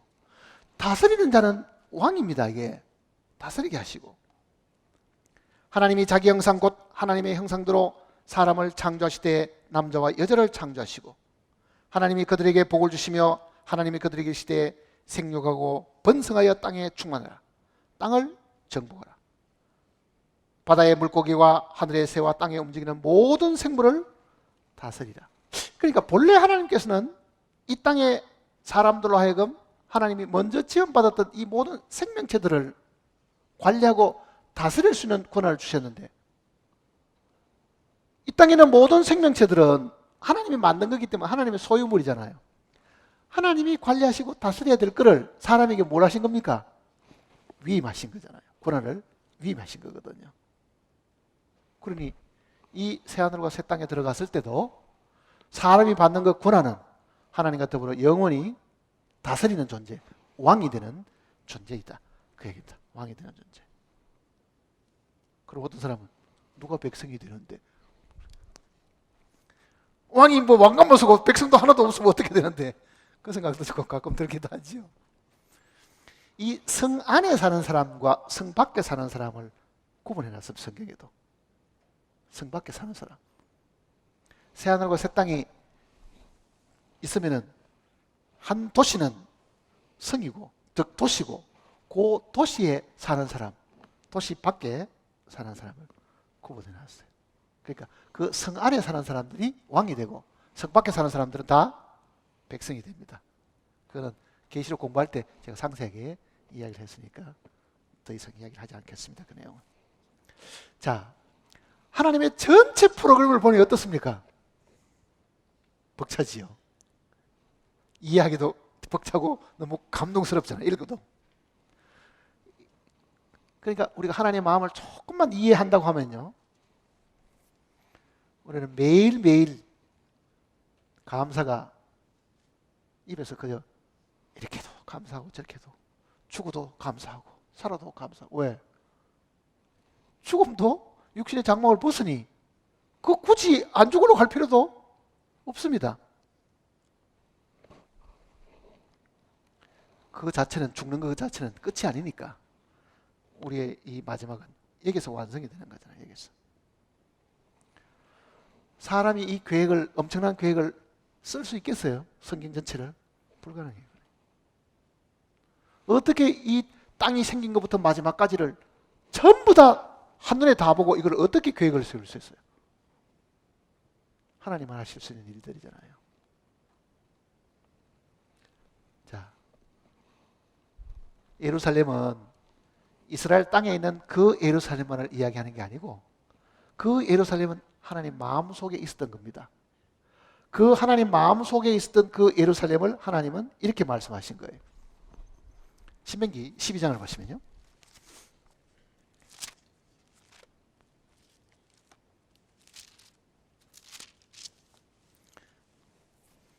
신명기 12장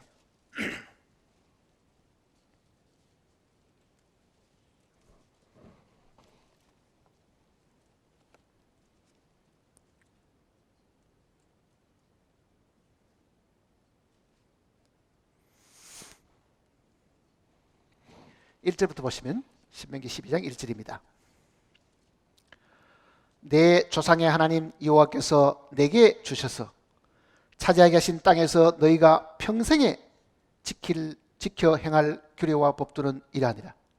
너희가 쫓아낼 민족들이 그들의 신들을 섬기는 곳은 높은 산이든지 작은 산이든지 푸른 나무 아래든지 막론하고 모든 것을 너희가 마땅히 파멸하며 그 제단을 헐며 주상을 깨뜨리고 아세라상을 불살하고 또 그 조각한 신상을 찍어 그 이름을 그곳에서 멸하라.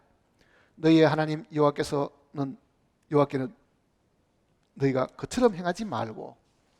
자, 지금 이제 이 내용은 하나님께서 이스라엘 백성을 이제 데리고 가나안 땅에 들어가시기 바로 직전에 마지막으로 이제 당부하신 이야기입니다.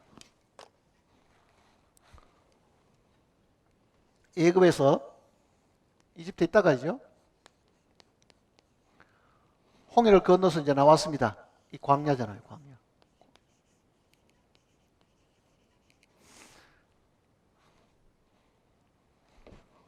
광야에 데려놓는 것이 하나님의 목적은 아니죠. 요단강 건너가지고 여기 가나안 땅 들어가는 것이 하나님의 목적입니다. 최종적 목적. 하나님이 이스라엘 백성을 죄 가운데서 구원하신 것은 애굽에서 있은 일입니다. 죄 가운데서 구원하는 것이 목적이 아닌 거예요. 우리를 구원하는 것도 목적이 아닙니다. 구원을 해서 데려가는 것이 목적이에요. 여기까지 데려가는 것이 하나의 목적이라고요. 근데 처음부터 여기까지 데려가려고 그랬더니 죄를 지었으니까 하나님이 하실 일이 한 가지 더 늘어났고, 병들고 죄 있는 이 사람을 고쳐가지고 가야 될 곳은 어디입니까? 여기지요. 그러니까 병을 고쳐주는 것이 목적이 아니고, 죄를 사해주는 것이 목적이 아니고, 죄 사함 받은 그 사람을 최종적으로 하나님이 목적하신 곳에 데려가는 것이 가나안인데, 이 가나안이 영적으로 보면요, 우리가 장차 이래야 될 천연왕국과 영원한 안식입니다. 이게 하나님 앞에. 그런데 여기 들어가기 전에 40년 광야 생활을 다 끝을 내고 여기 딱 썼어요. 내리면 요 넘어가는데 이제 지금 이 말씀을 지금 주신 겁니다. 이 말씀을. 그러니까 이 신명기 내용은 광야 생활을 마치고 눈앞에 요 약속 땅을 눈앞에 두고 하나님께서 한 번 더 말씀하신 겁니다. 그게 신명기 거듭 말씀하신 내용, 다시 말씀하신 기록이라고 얘기해요. 이게 지금 뭐라고 이야기했냐면은, 너희가 만일 이 땅에 들어가면 과거에 내 조상들이 조각한 것을 섬기고 우상 섬기고 그걸 무슨 산당에서 혹은 산에서 혹은 큰 나무 밑에서 그렇게 우상 숭배, 절대로 그렇게 하지 말고, 그걸 지금 첫 번째 당부하는 것이고요. 왜? 이 사람들이 이 광야 생활하는 동안에 처음에는 송아지를 섬기더니 그 다음에 뭘 섬기다 그랬습니까? 하늘의 별을 섬기고 살았습니다. 40년 동안. 깜깜한 사막에는 밤에 쳐다보는 게 뭐밖에 없습니까? 별밖에 없죠. 천문학이 발달된 곳은요, 대부분 저 바벨론이나 사막이 있던 지역에서 천문학이 많이 발달했어요. 아랍 지역 같은 데서. 왜 그렇게 했어요? 매일 쳐다보는 게 별밖에 안 보이거든요, 거기는. 그러니 그게 무슨 신인 줄 알고 그걸 연구를 많이 한 거예요, 사실은. 그러니까 이스라엘 민족도 광야 생활하는 동안에는 레판에 별을 섬겼다 그러잖아요. 레판에 별을 섬겼다. 사도행전 내용도. 별 섬기고 사는 사람들이. 그러니까 그렇게 하지 말고 여기 들어가면은 해야 될 것이 있다. 이 중요한 이제 가르침이 여기 있습니다. 5절 보세요. 오직 너희의 하나님 여호와께서 자기 이름을 두시려고 너희 모든 지파 중에서 택하신 곳인 그곳으로 찾아 나가서 너희의 번제와 너희의 제물과 너희의 11조와 너희의 손의 거제와 너희의 서원제와 낙한 예물과 너희의 소와 양의 처음 난 것들을 너희는 거리로 가져다가 드리고 거기 곧 너희 하나님 여호와 앞에서 먹고 너희 하나님 여호와께서 너희의 손으로 수고한 일에 복 주심으로 말미암아 너희와 너희 가족이 즐거워하리라. 자, 여기 보면요, 하나님께서 이야기하신 내용을 보면은 하나님이 자기 이름을 두시려고 한 곳, 하나님이 택하신 한 지파가 있다 그러잖아요. 한 지파. 또 뭐냐면은 하나님 앞에서 그랬습니다. 하나님 앞에서. 자, 구원을 해주신 것은 나는 곧 나를 위하여 네 죄를 도말하는 자니, 그러죠. 나는 곧 나를 위하여. 하나님 자기를 위한다는 말은 모든 구원받은 사람이 하나님께 영광을 돌리드리도록 그 뜻입니다. 자, 하나님께 영광을 돌리는 것은 이 땅에서는 하나님께 감사의 제물을 드리고 서원제를 드리고 하는 그런 일들인데, 그거를 가나안 땅에 들어가면 어디든지 돌 하나 만들어 놓고 거기서 제사 드려서 드리는 것이 아니다.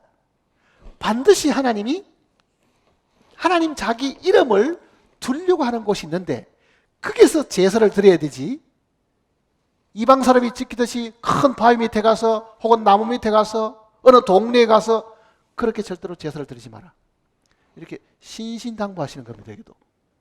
그런데 거기는 이름이 있는 곳은 한 지파가 있고, 그리고 그것이 바로 어디라는 이야기입니까? 하나님 앞이다 그러잖아요.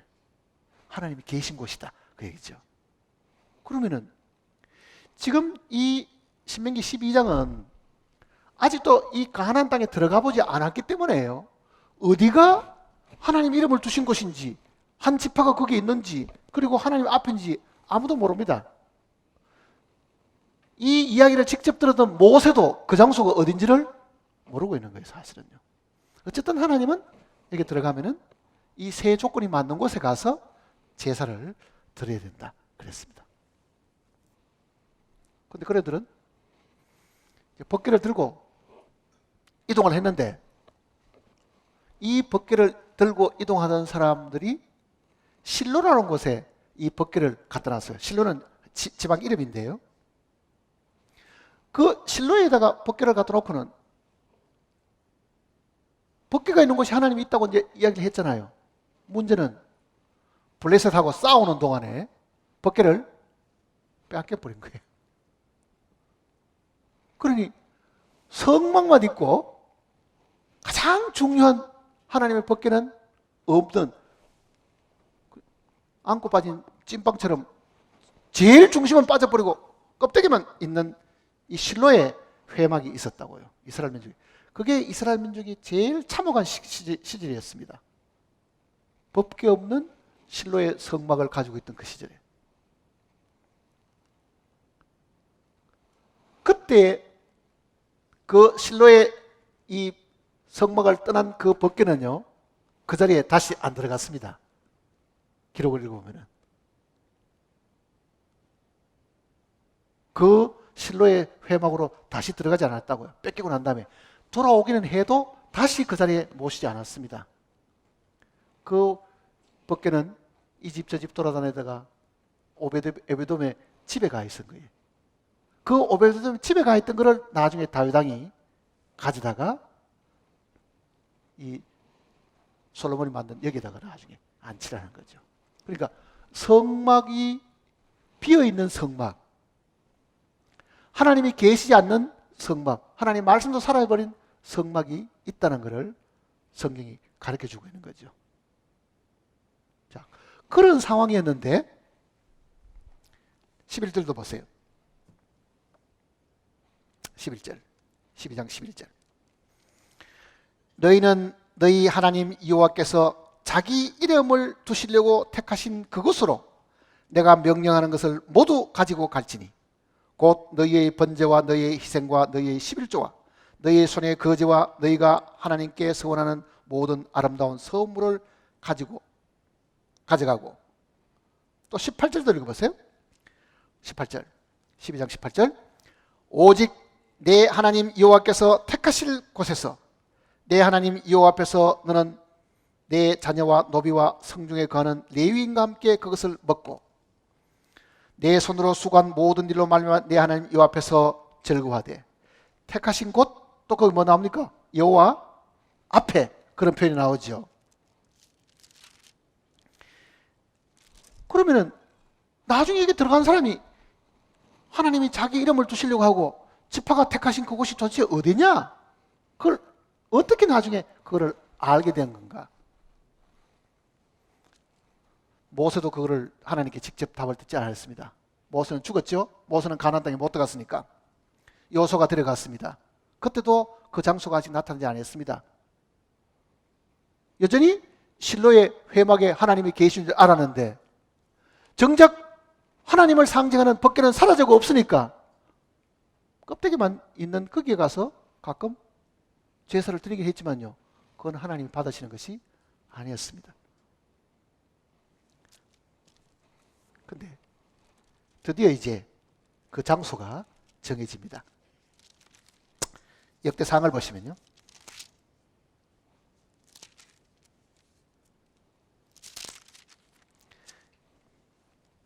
역대상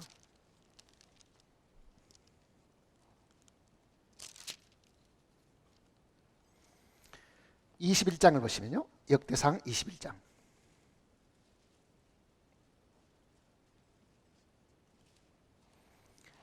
(642페이지입니다) 642페이지.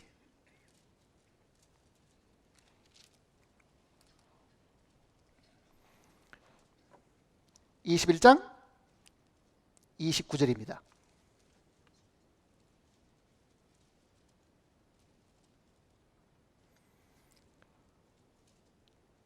옛적에 모세가 광야에서 지은 여호와의 성막과 번제단이 그때의 기브온 산당에 있었으나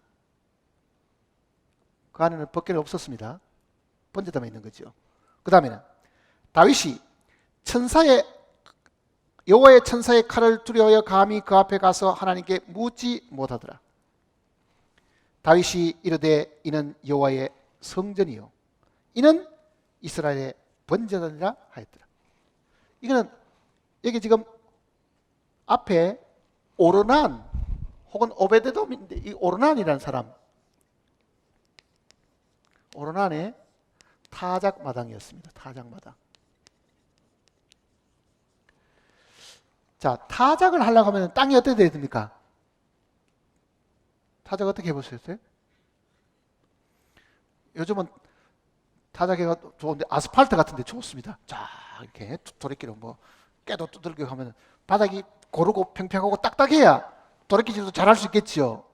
그 옛날에도 타작마당에 뭐가 있었겠어요? 대부분 바위, 평평한 바위가 있으면은 그 위에다가 타작마당을 했는데, 이 오르난의 타작마당이 바위가 그게 있었습니다. 사실은요. 그게 모리아산의 바위였다고. 사실은요. 모리아산의 바위. 그러니 천사가 나타나서 다윗에게 계시를 해준 겁니다. 그러니 다윗은 이 자리가 바로 하나님이 정하신 자리였구나. 그걸 알은 거예요. 바로 이 오르난의 이 타작마당이 솔로몬이 성전을 세우는 자리가 됩니다. 이제 역대하 3장을 보시면요.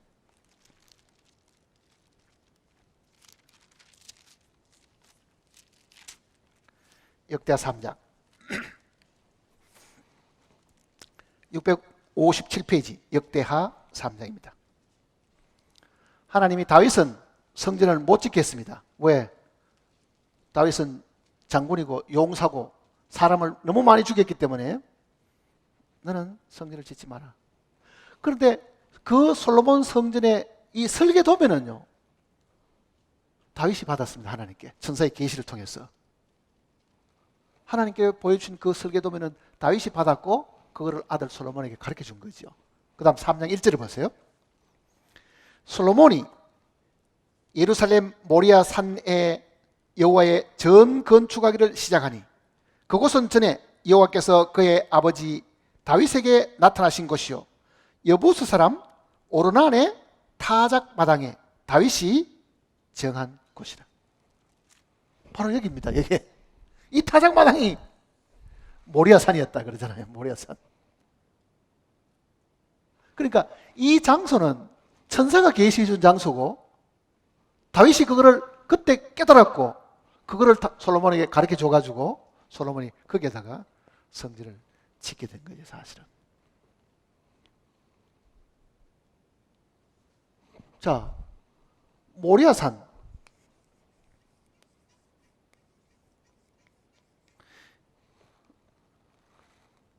모리아산이 어디 나옵니까?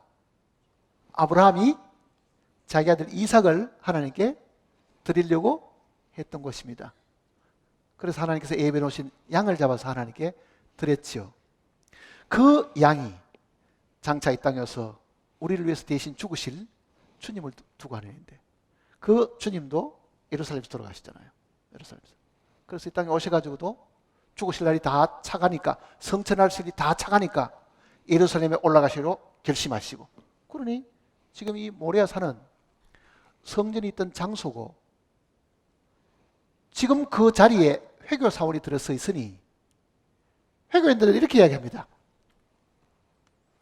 마호멧이 꿈에 저 메카에서부터 꿈에 여행을 해가지고 멀리까지 온 데가 예루살렘이다.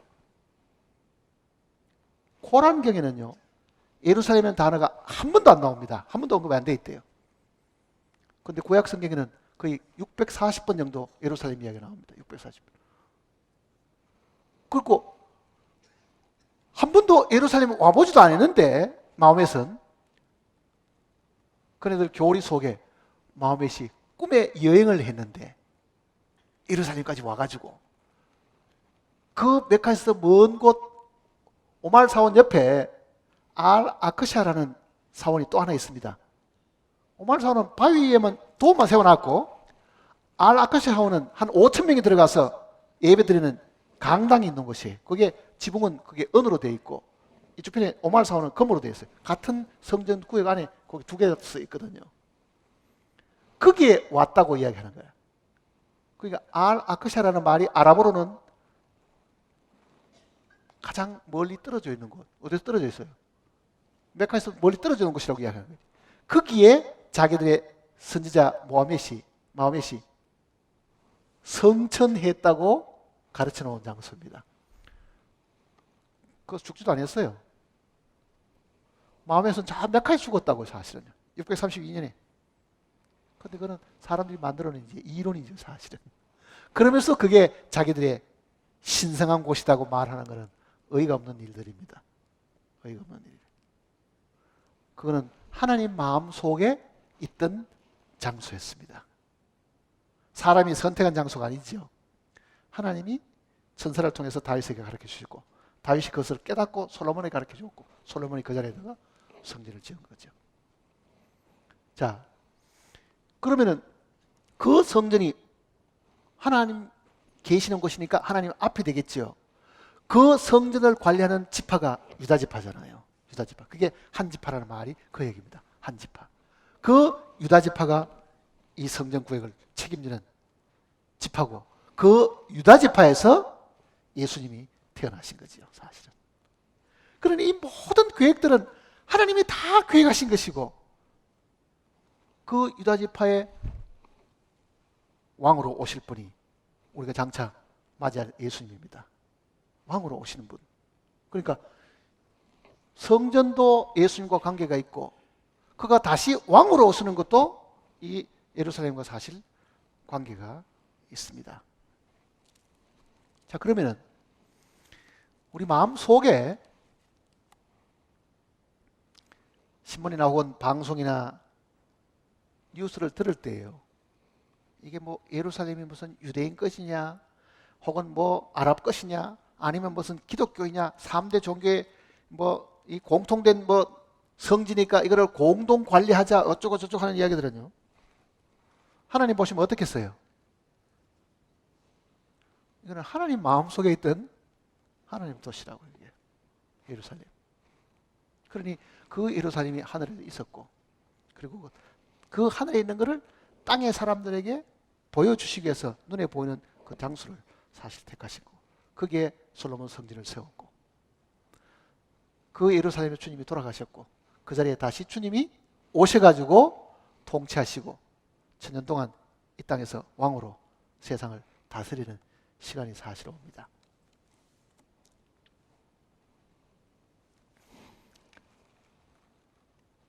그러면은 뭐가 머릿속에 연결이 좀 됩니까?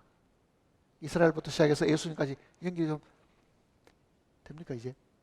그러면 우리는 어떤 사람이 주장하는 내용을 따라갈 것이 아니고 하나님이 말씀하신 성경의 가르침이 어떠한가 하는 것을 우리가 항상 생각하고 있어야 합니다. 하나님이 뭐라고 말씀하시느냐. 근데 천년왕국 기간 동안에도요. 예루살렘은 존재하게 됩니다. 이 성전이 성전의 최초의 모형은 에덴 동산이라고 제가 이야기 드렸죠. 그 에덴 동산에서부터 모세의 성막으로, 솔로몬의 성전으로, 다시 보수하는 스룹바벨 성전으로, 그 다음에는 헤롯 성전으로, 그 다음에는 몸이신 예수님의 성전으로 교회가 구성되어 있는 연합된 교회 성전으로, 그 다음에는 한 번 더 있습니다. 천년왕국 성전이 있어요. 천년왕국 성전. 그거는 예수님이 이 땅에 오셔가지고 지금 그 예루살렘 성전 터에다가 천년왕국 성전을 짓는데 그거는 규모가 굉장히 커요. 굉장히 커요. 그게 에스겔 40장부터 48장 내용 속에 그 성전의 모습이 기록이 되어 있고, 그 성전 내용 속에는 법궤도 없고요, 떡상도 없고, 등대도 없고, 부장단도 없고, 한 가지만 있어요. 번제단만 있어요. 번제단만. 성전의 기구 중에서 번제단만 있는 거예요. 그럼 왜 그런가 하는 거는 이제 제가 지난번에 잠깐 한번 말씀드린 적이 있는데, 그건 성경을 우리가 더 깊이 공부해야 될 부분이 사실 있습니다. 왜 법궤가 거기 없는가?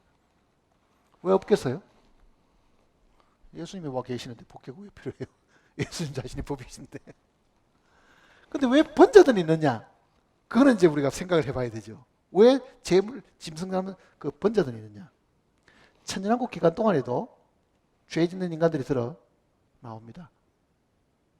변화의 몸을 입지 않는 사람들 중에는요, 초막절 지키러 오라 그래도 초막절도 안 지키러 오고 하는 그런 엉뚱한 인간들이 나타나고, 그런 사람들이 분명히 거기 와서 속죄함을 입어야 될 그 방법이, 번제단에 희생하는 그 일들을 하나님께서 남겨놓으신 것이 있다고. 이게 그게 천년왕국 성전이고, 그리고 불로 가지고 이 땅을 다 불살하고 이제는 새하늘과 새 땅에 영원한 성전인 새 예루살렘 성이 남아있고, 그게 전부 다 합니다. 그게 성경이 우리에게 가르쳐주는 전체 파노라마가 그 속에 다 들어있는 겁니다. 구원받은 게 영광스럽습니까? 별거 아니라고 생각하십니까?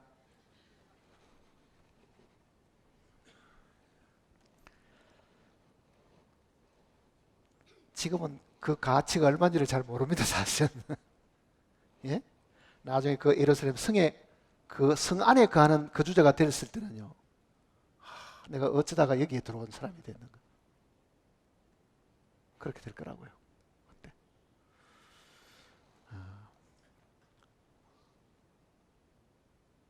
우리를 하나님께서 영광스럽게 해주십니다. 영광스럽게. 높여주시가지고 영광스럽게 해주시는 거예요. 그날을 우리가 사모하고 이 땅에 조금 어려움이 있고 힘든 일이 있더라도요, 세월은 갑니다. 그리고 그것도 잠시 잠깐 뿐입니다. 곧 끝난다고요. 그리고 영원한 세계가 우리 앞에 도래한다는 걸 여러분이 믿으시고 견디시길 바랍니다. 기도하십시다.